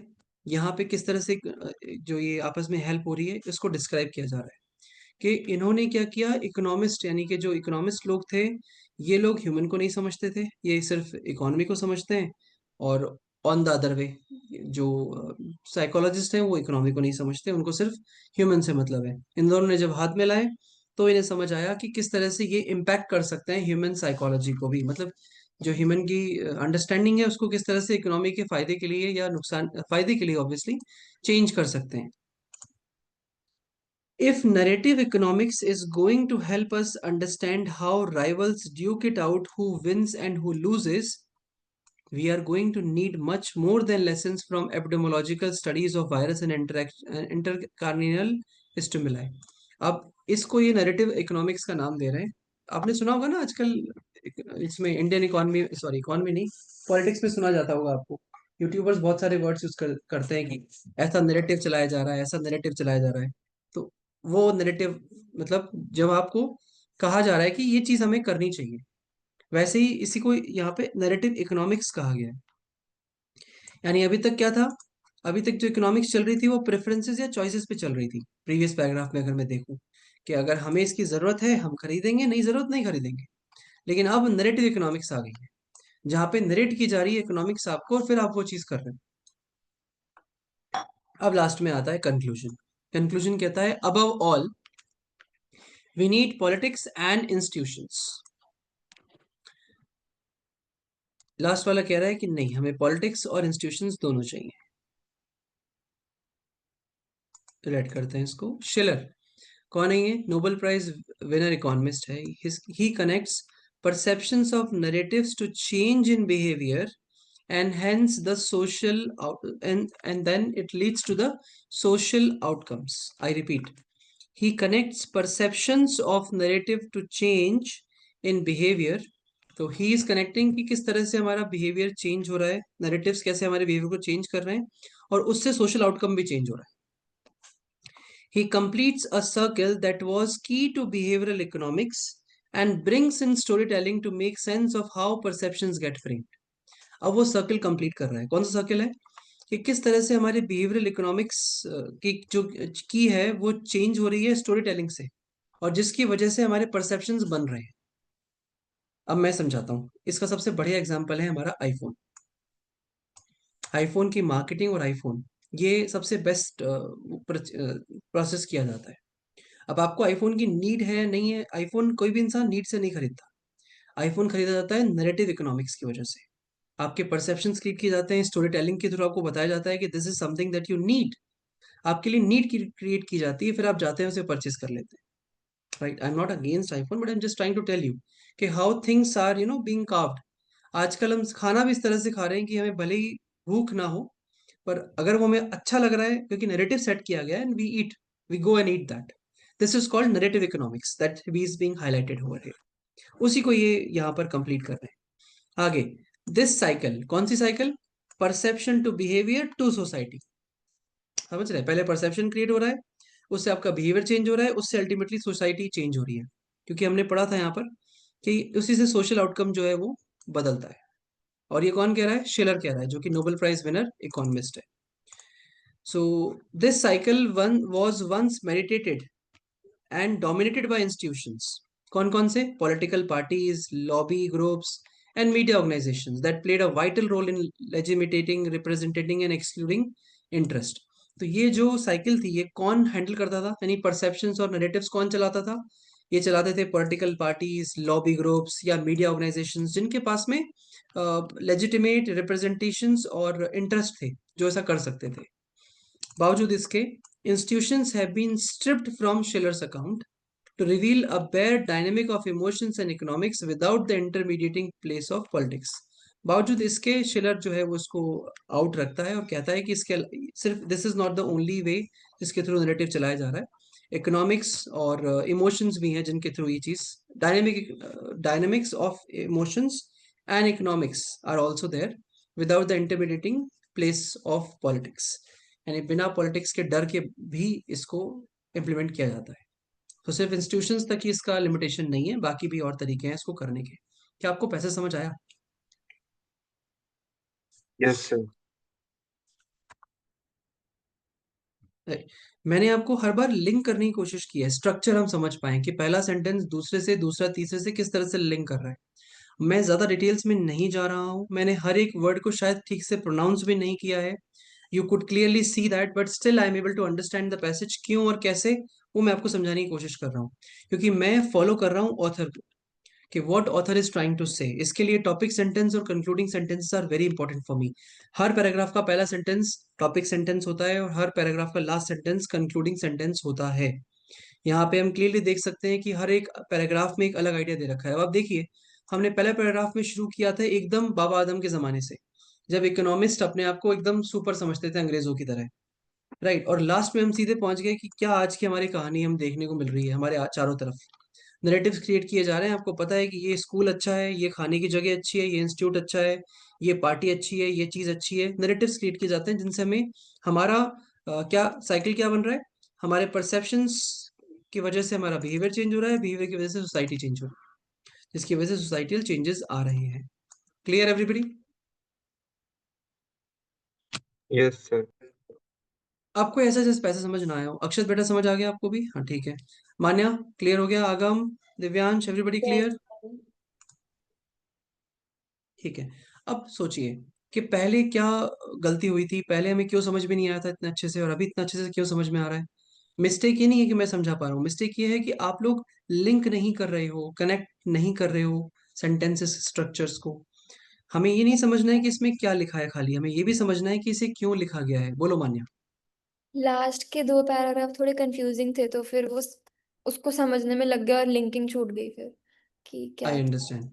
अब आप समझ सकते हैं। देखिए कितने paragraph से total, 1 2 3 4 5, 5 paragraph हैं। पहला पैराग्राफ क्या कह रहा है, पहले क्या होता था। दूसरा पैराग्राफ क्या बोल रहा है, चेंजेस कैसे आना शुरू हुए, है ना। कि ये जो ऑलमाइटी, ऑलमाइटी का मतलब समझते हैं आप, भगवान का डिसिप्लिन, राइट। ऑलमाइटी मतलब almighty is only one who is God. तो ऑलमाइटी का डिसिप्लिन जो था वो चेंज हो गया है टाइम के साथ साथ। तो दूसरे वाला सेंटेंस पैराग्राफ में ये बताया कि किस तरह से ये चेंज हुआ। ठीक है। तीसरा बोल रहा है कि उसकी उसकी वजह से क्या क्या इम्पैक्ट शुरू हो रहे हैं। नेक्स्ट पैराग्राफ बता रहा है कि बॉस अब कैसे फ्यूजन क्रिएट हो रहा है, कैसे फ्यूजन आ गया, और इस फ्यूजन का कंक्लूजन क्या है, ये हमें 5th पैराग्राफ में बताया गया। अब आप ना पैसेज भूलेंगे ना आपकी गलतियां होंगी, और आंसर्स भी क्लियर आएंगे। कोई क्वेश्चन इससे पहले कि we move to the choices, बताइए। सर आरसी मतलब इसको ब्रेक करके पढ़ना पड़ेगा क्या अपन को?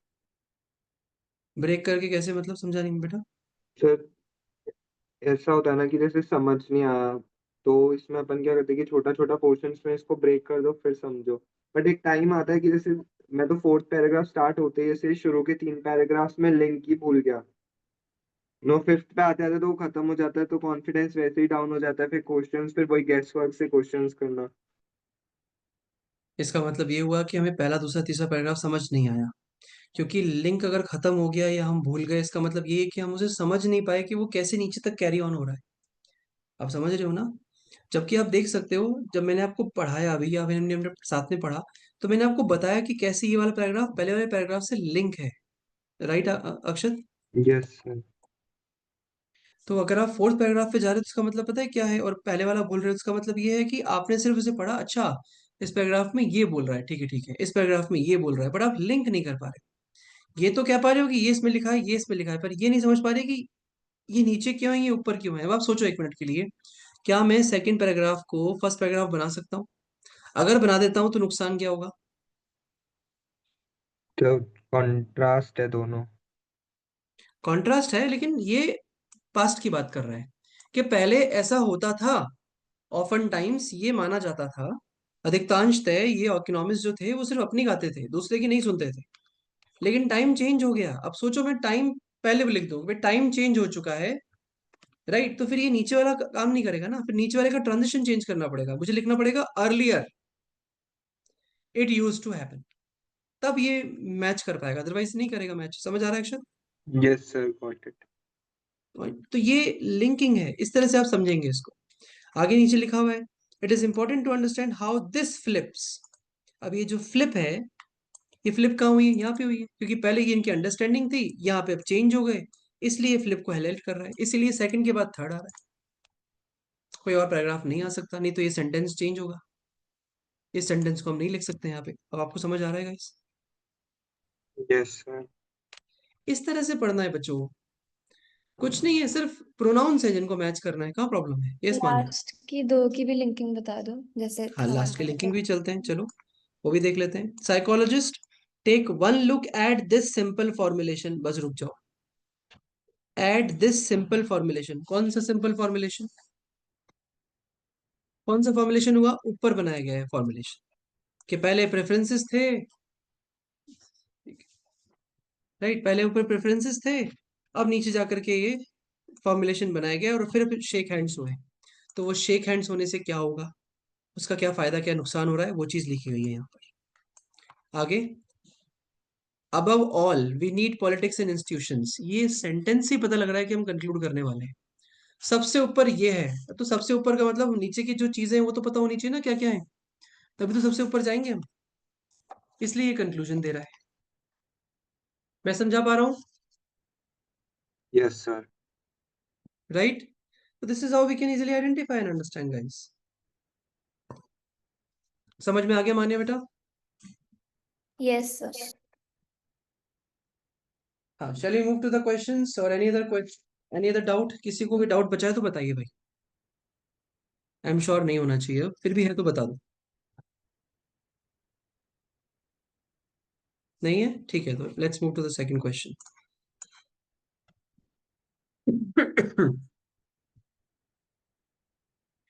क्वेश्चन नंबर 2 ये रहा।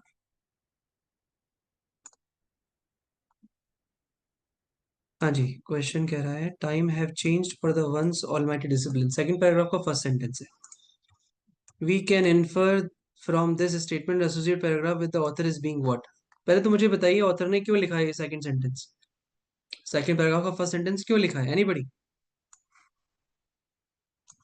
डोंट वरी, मुझे डेफिनेशन नहीं चाहिए, आप मुझे सिंपल लैंग्वेज में समझा सकते हैं।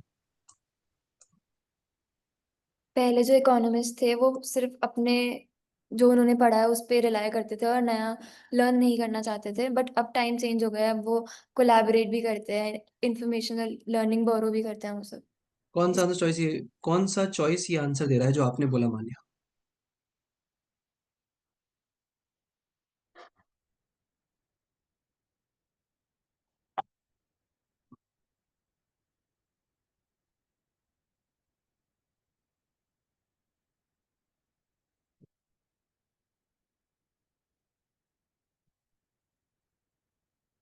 ओके, बिल्कुल ठीक आंसर दिया आपने मान्या। अब बस उसी को मैच कर लो जो ये बात कह रहा है।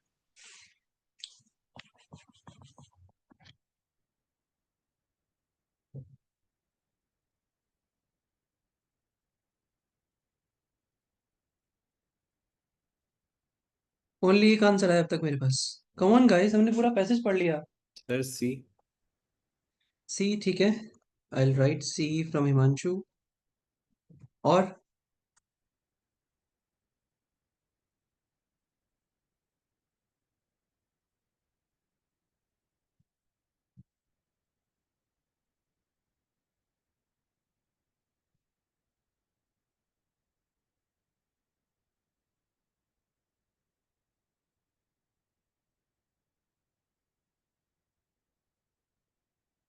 ठीक है, अक्षत पहले आपने कोई और आंसर दिया था ना?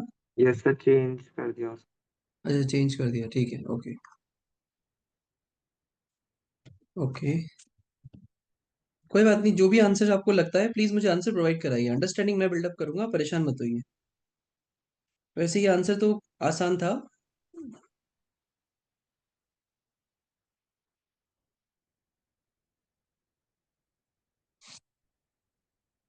हाँ जी, कितने आंसर्स आए अब तक? 1 2 3 4, 4 answers.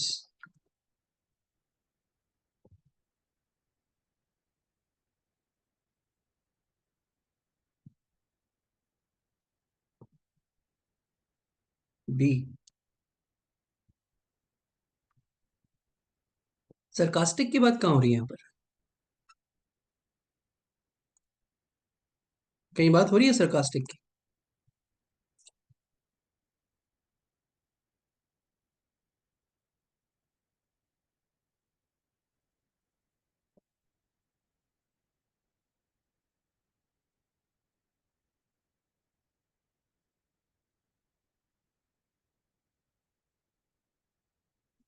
Those who give me B answer, मैं उनसे पूछ रहा हूँ, कहीं सरकास्टिक की बात हो रही है गाइस?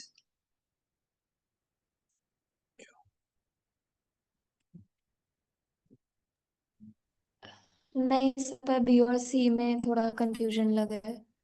हो रही है, हो रही है। देखिए, times have change for the once almighty discipline, ये क्या लिखा है? टाइम ने चेंज कर दिया किसको? जो कि एक समय ऑलमाइटी डिसिप्लिन था, उसे चेंज कर दिया है। ऑलमाइटी डिसिप्लिन मतलब, मैंने आपको बताया, ऑलमाइटी मतलब भगवान होता है, यानी ऐसा डिसिप्लिन जो कभी चेंज नहीं हो सकता था। इट्स लाइक भगवान का डिसिप्लिन, वो चेंज हो गया है। किसने चेंज कर दिया? टाइम ने। तो ये सरकास्टिकली लिखा गया है, ऑल माइटी डिसिप्लिन, भगवान का डिसिप्लिन। किसने लिखा है? सरकास्टिक वे में लिखा है, इसलिए B is the exact answer, absolutely correct answer. B के अलावा कोई चॉइस हो ही नहीं सकता, क्योंकि यही वो बोल रहा है कि who earlier shunned other disciplines are now beginning to incorporate them in their analysis. जो पहले शंड हो गए थे, जिनको पहले नहीं किया जाता था यूज, आज उनको यूज किया जा रहा है। और ये बिल्कुल सरकास्टिक था about economics. B is the only answer. Is everybody understood now? Yes sir.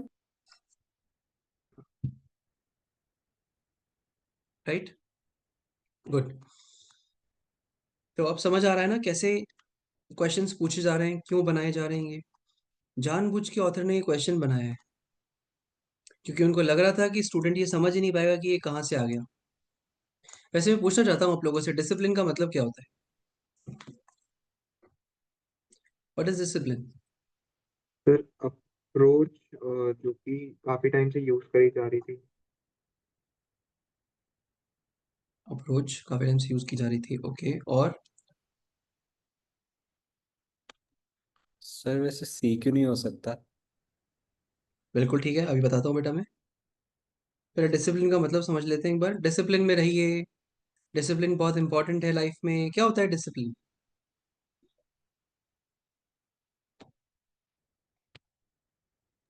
एक पाथ को फॉलो करना। ओके, तो मैं आपको ना मीनिंग्स भी समझाता हूँ अभी कैसे पढ़ना चाहिए। पहले एक बार सी के बारे में बात कर लेते हैं। Critical of economist openly borrowing and collaborating across disciplines to explain how humans make decisions. Okay, मैं आपको इसका मतलब समझा देता हूँ पहले। ऑथर ने यूज किया sentence, and the associate paragraph that the author is being critical of economist openly borrowing. तो ये जो ऑथर है वो काफी क्रिटिकल है। क्रिटिकल समझते हैं ना, नेगेटिव सॉर्ट ऑफ, मतलब क्या कहते हैं उसको, क्रिटिसाइज करना चाह रहा है। क्रिटिसाइज कर रहा है कि जो इकोनॉमिस्ट हैं वो ओपनली बोरो कर रहे हैं और कोलैबोरेट कर रहे हैं अक्रॉस डिसिप्लिन्स, ये एक्सप्लेन करने के लिए कि कैसे ह्यूमन डिसीजंस मेक करता है। ओके, मतलब ये सेंटेंस इसलिए लिखा गया है जिससे ऑथर ये बताना चाह रहा है कि वो क्रिटिसाइज कर रहा है इकोनॉमिस्ट को कि उनकी जो पॉलिसी है कि वो ओपनली बोरो कर रहे हैं, कोलैबोरेट कर रहे हैं दूसरे डिसिप्लिन्स के साथ। ये बताने के लिए कि भाई, अच्छा, कोलैबोरेट क्यों कर रहे हैं, ये बताने के लिए ह्यूमन कैसे डिसीजन मेक करता है। ये उस चीज को क्रिटिसाइज करने के लिए ऑथर ने ये सेंटेंस लिखा है। अब आप रियलाइज करेंगे कि बॉस ये वाली चीज तो नीचे आई है यहाँ पर। यहाँ 3 पैराग्राफ से बात हुई है कि ह्यूमन के डिसीजंस मेक होते हैं ऑल, और ऊपर तो साफ साफ कह रहा है कि भाई ये तो एकदम वो है, क्या कहते हैं, खुद के ही लर्निंग करते हैं, दूसरे की तो बात मानते ही नहीं है। राइट, दूसरे की बात मानना तो आगे से शुरू हुआ है, तो ये तो आंसर हो ही नहीं सकता। समझ रहे हैं ये क्या है? Recycled language. रिसाइकल क्यों? नीचे की इंफॉर्मेशन उठा करके ऊपर डाल दी गई है, यानी नीचे की इंफॉर्मेशन का ऊपर से लिंक बनाया जा रहा है और कहा जा रहा है कि हाँ जी यही आंसर है। आप समझ रहे हैं ना गलती कहाँ है? That is why it is not the answer. I hope it is clear why C is not the answer. Yes sir. ठीक है, jumping to the third one now. The author critiques his approach to behavior economics for. तो author ने इसकी approach को क्यों criticise किया? Approach to behavioural economics for, तो ये कहाँ पर किया? ये देखिए यहाँ पर, ये रहा आदमी, and then he completes a circle. This circle was once meditated or dominated by institutions, yet ये हमारे यहाँ पर वर्ड आ रहा है जिससे पता लग रहा है कि ये क्रिटिसाइज कर रहा है. Yet institutions have stripped for Schiller's account to reveal a bare dynamic of emotions and economics without the intermediating place of politics. यहाँ से आंसर मिलेगा.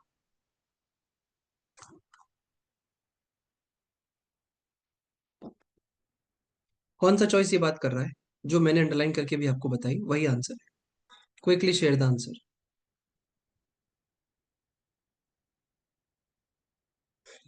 ये बता दूं मैं फिर से एक बार आपको.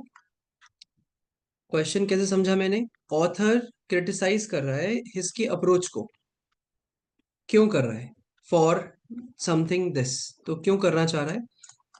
कैसे समझ में आया मुझे? येट से. ट्रांजिशन वर्ड है क्योंकि अभी तक सब कुछ जो शिलर कह रहा है उसके हिसाब से हम जा रहे थे.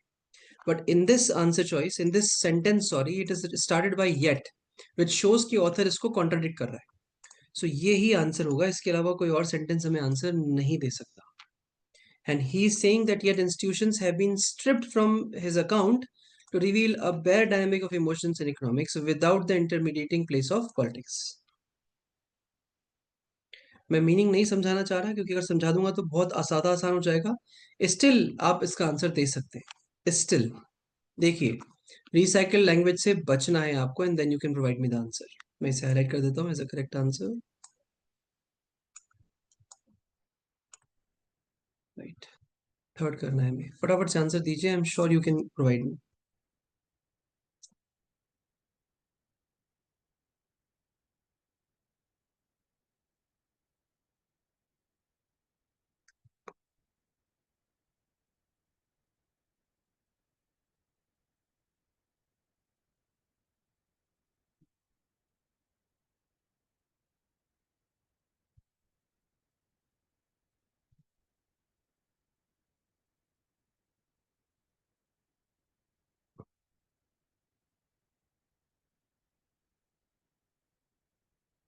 Yes please.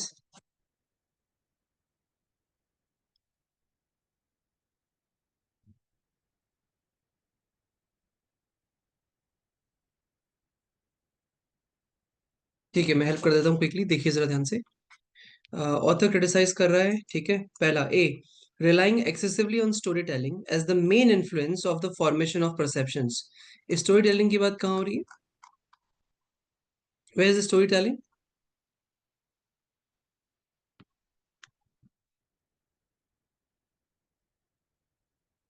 Previous sentence में. So I'm reading it. He completes a circle that was key to behavioral economics and brings in storytelling to make these perceptions to get framed. यहाँ तो ऑथर अग्री कर रहा है ना इससे, disagree कर रहा है सिर्फ इस सेंटेंस में. सिर्फ इस सेंटेंस में. तो जो आंसर होना चाहिए वो इस सेंटेंस से आना चाहिए और कहीं से भी नहीं. Hence this can't be the answer. B, denigrating the role of institutions while creating a link between behavioral economics and perceptions. I repeat, deintegrating the role of institutions while creating a link between behavioral economics and perceptions. Behavioural economics और perceptions में तो link create कर रहे हैं, लेकिन साथ में role of institution को डीइंटीग्रेट कर रहा है. तो क्या यहाँ पे रोल ऑफ इंस्टीट्यूशंस को डीइंटीग्रेट किया गया? Yes, institutions, yet institutions have been stripped from his account to reveal a bare dynamic of emotions and economics without the intermediating place of politics. तो यहाँ पे intermediating place of economics, sorry, politics को डीइंटीग्रेट किया गया है, ना कि institutions के रोल को. So I'm not eliminating B also, but हाँ, B competitive answer हो सकता है. C, linking emotions and rational behavior without considering the mediations of social institutions.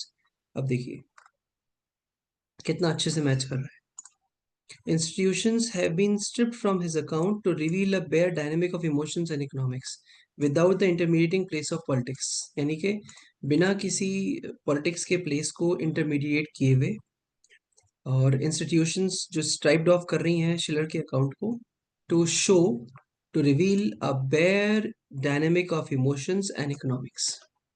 एक सिंपल डायनेमिक ऑफ इमोशंस और इकोनॉमिक्स को दिखाते हुए. That's why the answer has to be C.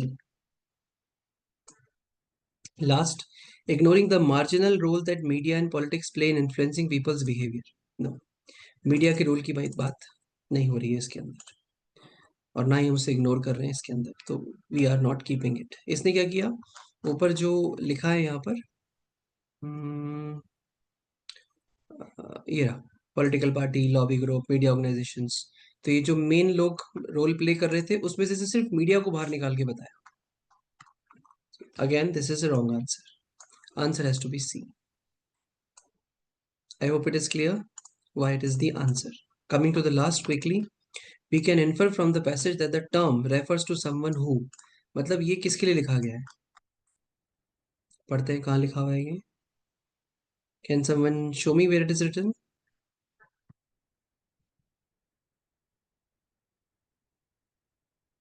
Which paragraph it is? Sir psychologist वाला जिससे start हो रहा है। अच्छा, here it is, yes, मिल गया,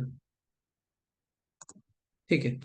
Increasingly, even some mainstream economists have to admit that this person doesn't always behave like the textbook maximizer. ये जो लोग हैं ये कभी भी हमेशा बिहेव नहीं करते हैं टेक्स्ट बुक मैक्सिमाइजर की जगह। मतलब irrational behavior can't simply be waved away as extra economic expression of passions over interest and thus the domain of other disciplines. Okay, psychologists take a look at this simple formulation and shake their hands. Increasingly, even some mainstream economists have to admit that Homo economists have several to scientists at once have done 5K now and balance hopefully can be done. Okay, and away as have to admit that these people doesn't always behave like the textbook maximizer. So मैं बहुत ज़्यादा certain नहीं हूँ उसको लेके कि what should be the right answer, तो इसीलिए चलते हैं और एलिमिनेट करने की कोशिश करते हैं। Make rational decisions based on their own preferences हो सकता है, but I'm just keeping it. Is not influenced by the preferences and choices of others, ये भी हो सकता है। Maximizes their opportunity based on non-market choices, that is what I cannot go with. Believes in borrowing and collaborating with other disciplines in their work, नहीं, this is also wrong. अब मैं आपको reason देता हूँ why this could be the answer, why that would not be the answer. So quickly understand करते हैं paragraph को again. हाँ जी, ऊपर बात हो रही थी, if you have so much money and can't afford to deal with both of your glowing stomach and shivering, you will just go by what you can prefer. लेकिन नीचे वाले पैराग्राफ में बताया गया कि बॉस लोगों ने अपने लिंक बना लिए हैं कि वो नैरेटिव इकोनॉमिक्स को सेट कर रहे हैं, so they can change the perception. Based on that I can understand that okay, कौन से लोग हैं ये, even some mainstream economist को भी एडमिट करना पड़ रहा है कि ये जो लोग हैं ये ऑलवेज बिहेव नहीं करेंगे टेक्स्ट बुक मैक्सिमाइजर की तरह। ओके, तो इसका मतलब ये बात कर रहे हैं रैशनल इंसान की, क्योंकि अगला सेंटेंस बोल रहा है फिर इरेशनल इंसान के बारे में। तो ये टेक्स्ट बुक मैक्सिमाइजर जो यहाँ पर लिखा गया है, इससे अंदाजा मैं लगा सकता हूँ कि ये बात कर रहे हैं रैशनल इंसान की। रैशनल इंसान कौन, वो जो ऊपर वाले पैराग्राफ में डिस्क्राइब किया गया है। So even some mainstream economist को भी एडमिट करना पड़ेगा कि ये जो लोग हैं ये हमेशा टेक्स्ट बुक मैक्सिमाइजर की तरह बिहेव नहीं करेंगे। यानी कि जो थ्योरीज में बताया गया है हमें कि अगर हम इनको प्रूव करने की कोशिश करते हैं कि खरीद लें तो हमेशा ये बिहेव नहीं करेंगे वैसे। दैट वे नहीं, the behaviors and choices is not influenced by the preferences and choices of others, makes rational decisions based on their own preferences. Okay, A should be the answer. Now understand, B answer choice गलत है, that is not acceptable anywhere. ये कह रहा है is not influenced by preferences and choices of others. नहीं, हम others की बात नहीं कर रहे हैं, हम बात कर रहे हैं लॉबिस्ट की। जो लॉबिस्ट हैं वो जैसे बार बार ऐड आ रहे हैं उनके थ्रू अगर आप समझ पा रहे हैं तो चॉइसेस ऑफ अदर्स का मतलब ये हुआ कि मैंने ये परचेस किया तो सामने वाला भी वही परचेस कर रहा है। तो इस चॉइसेस ऑफ अदर्स की हम बात नहीं कर रहे कहीं पे भी, इसीलिए this is wrong answer. Maximize their opportunity based on non-market choices. Maximizes their opportunities based on non-market choices. ये वाला तब करेक्ट हो सकता था जब इसका उल्टा हमसे पूछा गया होता। Believes in borrowing and collaborating with other disciplines in their work. नहीं, ये हम नहीं कर रहे हैं, ये तो इकोनॉमिस्ट कर रहे हैं। तो सब्जेक्ट डिफरेंट है, hence the answer has to be A. So as a conclusion guys, सबसे पहली चीज हमने इस पैसेज को पढ़ा कैसे। पैसेज थोड़ा डिफिकल्ट था, जब हमने इसको समझने की कोशिश की तो बहुत सारी लैंग्वेज ऐसी है जो हमें समझ ही नहीं आ रहा कि लिखा क्या है। Correct, still we were able to understand the passage by linking and understanding the structure. So structure is very important and how to understand the structure, I hope you have understood it very well. आपको समझ आ गया होगा कि structure को कैसे manage करना है।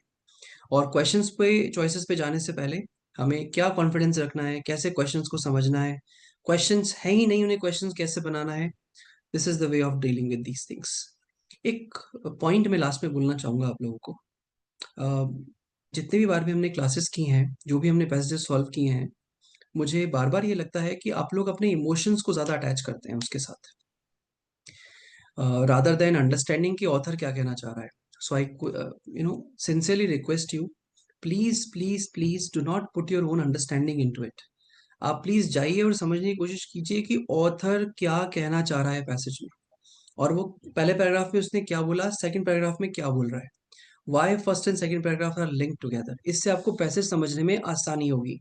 फिर भी नहीं समझ आ रहा है, प्लीज आगे बढ़ जाइए, टाइम वेस्ट मत करिए।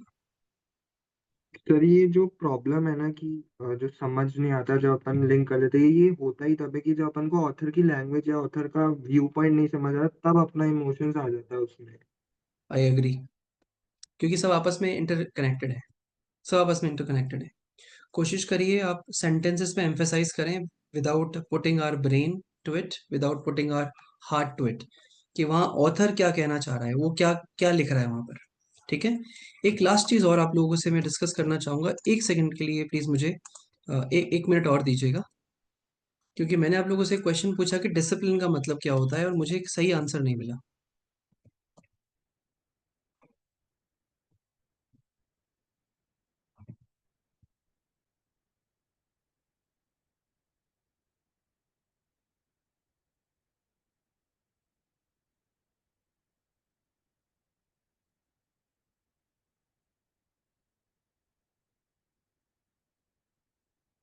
तो I written define discipline.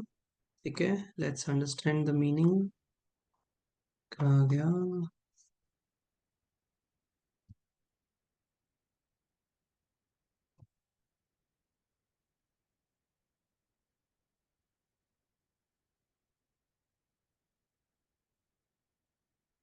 Interesting, discipline का मतलब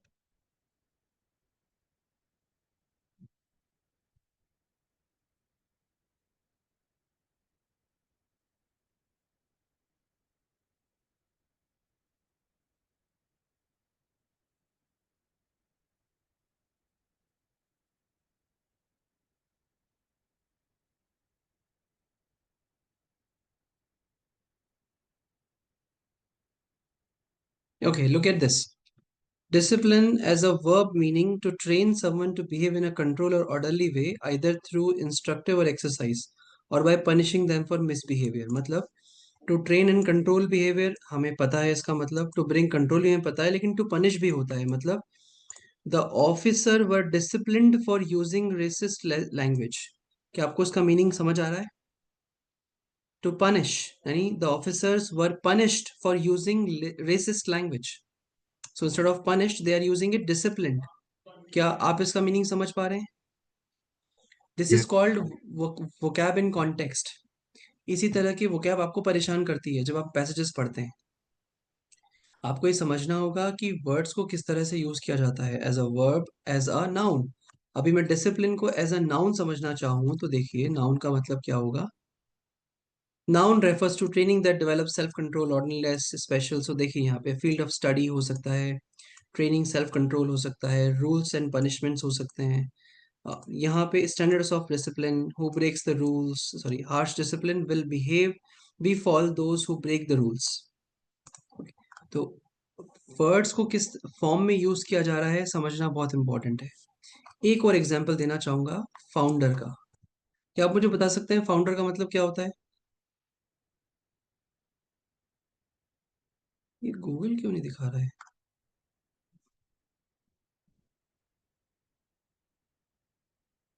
define founder.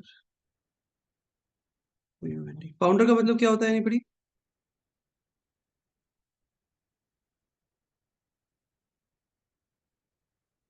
Guys, what is the meaning of founder? Started. Right, जो इंसान कुछ ढूंढ रहा है, मतलब जिसने कुछ स्टार्ट किया है, right, something like that. It's a जिसने कुछ पर्सन नेट। हु क्रिएट्स एन ऑर्गेनाइजेशन और कंपनी, यही मतलब है ना, सबको यही पता है, right?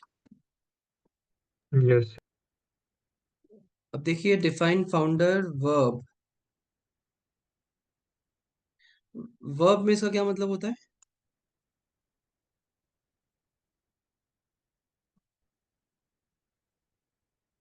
To fail, collapse, fill with water and sink, that is foundered. Example देखिए, the project foundered after problem with funding. समझ आ रहा है? Yes. The project foundered after problems with funding. So ये कहना चाहते थे कि प्रोजेक्ट हैज बीन फेल्ड और collapsed after problems with funding. They using foundered, it's in a verb, third form use कर रहे हैं।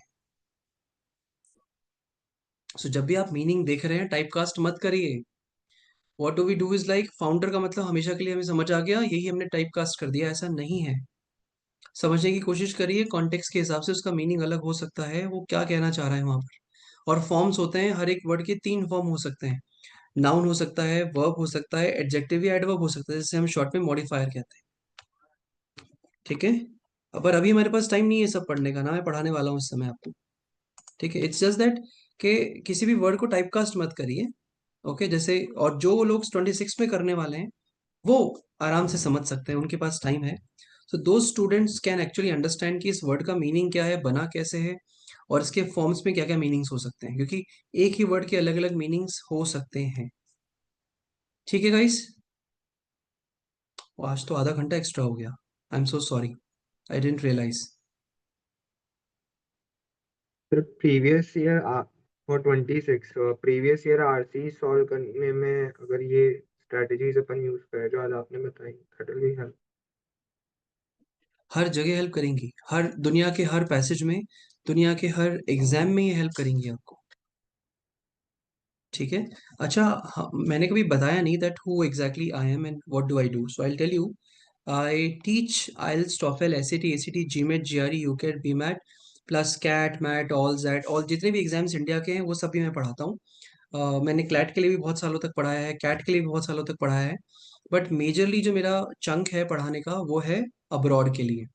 मैं इंडियन स्टूडेंट्स को कम पढ़ाता हूँ और अब्रॉड के स्टूडेंट्स को ज़्यादा पढ़ाता हूँ। अभी करंटली मेरी 4 टाइम जोन्स में क्लासेस चलती हैं, and I am a certified trainer for GMAT, GRE and this IELTS, TOEFL, SAT, इन सब का मैं ट्रेनर हूँ।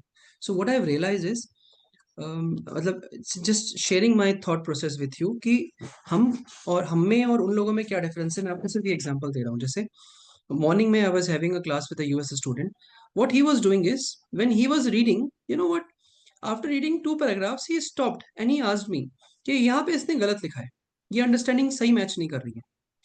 और वहां पे मुझे फोकस करके उनको बोलना पड़ता है कि आपको सिर्फ जो पैसेज कह रहा है उसके हिसाब से जाइए, अपना दिमाग मत लगाइए।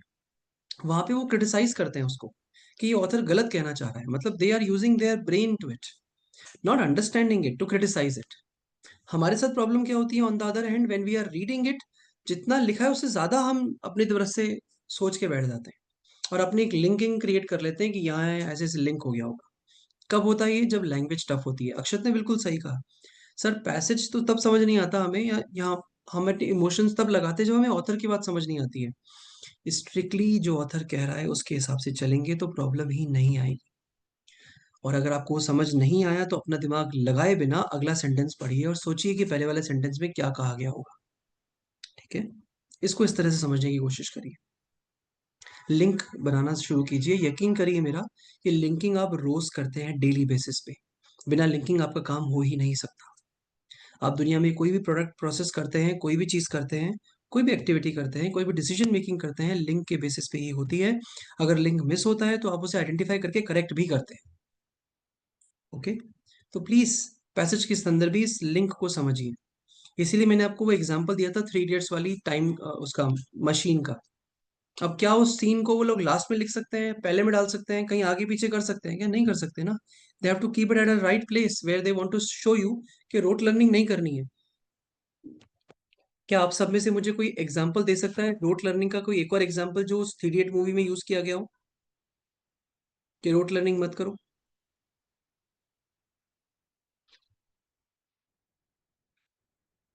द ऑपरेशन वाला सीन जो था। करेक्ट मुकुल। ऑपरेशन जो था ना वो था कि प्रैक्टिकल लर्निंग को कैसे, मतलब जो आपने थ्योरी में पढ़ा उसको प्रैक्टिकली कैसे करना चाहिए, ये था। Speech, very good. चतुर की स्पीच याद है आप लोगों को? Yes sir. वो था इसका पार्ट। समझ आया?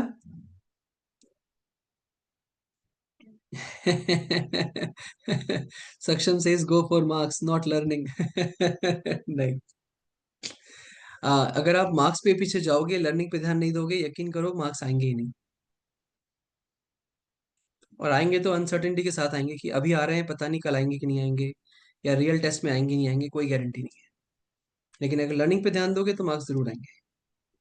सर अभी ओके ओके। सर अभी नंबर ऑफ अटेम्प्ट्स देखें या फिर एक्यूरेसी पे ही सिर्फ ध्यान दे? अच्छा एक बात बताओ, ये कैट में क्या इंपॉर्टेंट है? एक्यूरेसी इंपॉर्टेंट है या कितने क्वेश्चंस किए वो इंपॉर्टेंट है? बताओ। दोनों का मिक्स। एक्यूरेसी। नहीं नहीं नहीं, एक मिनट। मुझे बताओ, परसेंटाइल चलता है ना आपके यहाँ पर? Yes sir. परसेंटाइल कैसे आता है? You must be ahead of दो स्टूडेंट्स। अहेड का तो वी हैव नो आइडिया, उसको छोड़ देते हैं। आप तो मुझे ये बताइए that sir I want to know what please tell me about the personally, या why not Mukul, that's perfectly we can do that. You can talk to Ayush sir about it, he'll get you connected to me, then we can discuss. अक्षत, इसको ऐसे समझो बेटा, सबके पास एक fix number of questions आ रहे हैं cat के अंदर, और नेगेटिव मार्किंग भी वहां पे दे रखी है। अब अगर आपने वही क्वेश्चंस अटेम्प्ट किए जो आपको आते थे, और वो लेट्स से 10 क्वेश्चंस थे out of all, let's say imagine, but दूसरे स्टूडेंट्स ने वो सब भी किए जो उनको नहीं भी आते थे, और उनके मार्क्स भी गलत हो गए, ज्यादा मार्क्स किसके आएंगे? मेरे। नहीं, अनसर्टेन है, कुछ कह नहीं सकते। करेक्ट है, लेकिन फिर भी जो आपने टेस्ट दिया उसमें आपके ज्यादा मार्क्स आने के चांसेस हैं compare to that other student. Am I correct और नॉट? Yes sir. तो you know the answer, but हमारे दिमाग में पता है क्या होता है हमेशा, whenever we are doing passages और एनीथिंग, जब भी टेस्ट आता है ना तो हमें लगता है एक क्वेश्चन भी नहीं छूटना चाहिए। हमें सारे अटेम्प्ट करने हैं, भले ही वो सही हो गलत हो डजेंट मैटर, बट हमें सारे अटेम्प्ट करने हैं। प्रॉब्लम यहाँ है। ओके, यकीन ना है तो एक छोटा सा काम करना। लास्ट मॉक कब दिया था अक्षत? 7 days before. 7 days before? I'm appearing for 26.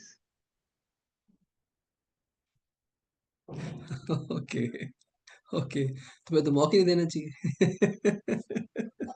So this year I'm going for a trial. That's why. ठीक है ठीक है ठीक है। कोई ऐसा है जिसने कल मॉक दिया था?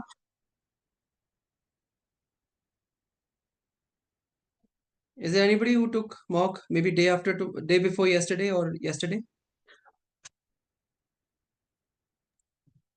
Yes yes sir. Sir.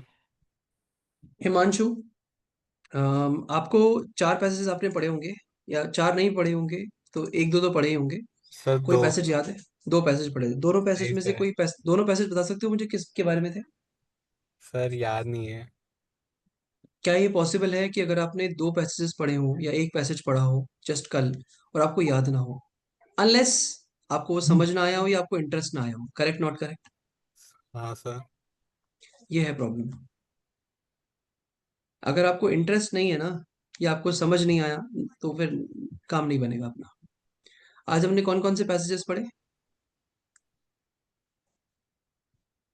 Economist.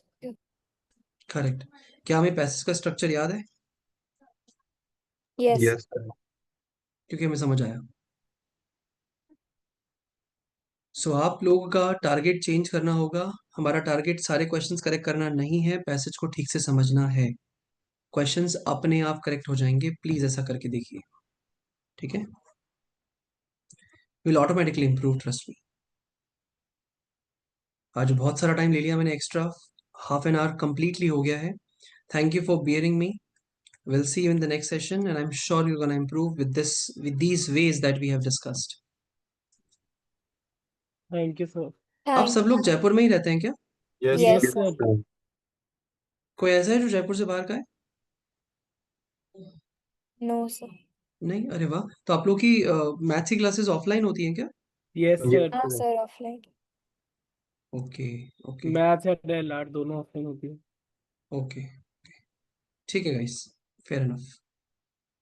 Thank you. All thank the you best. Sir. Thank you so much. Thank you, thank sir. You. Thank you.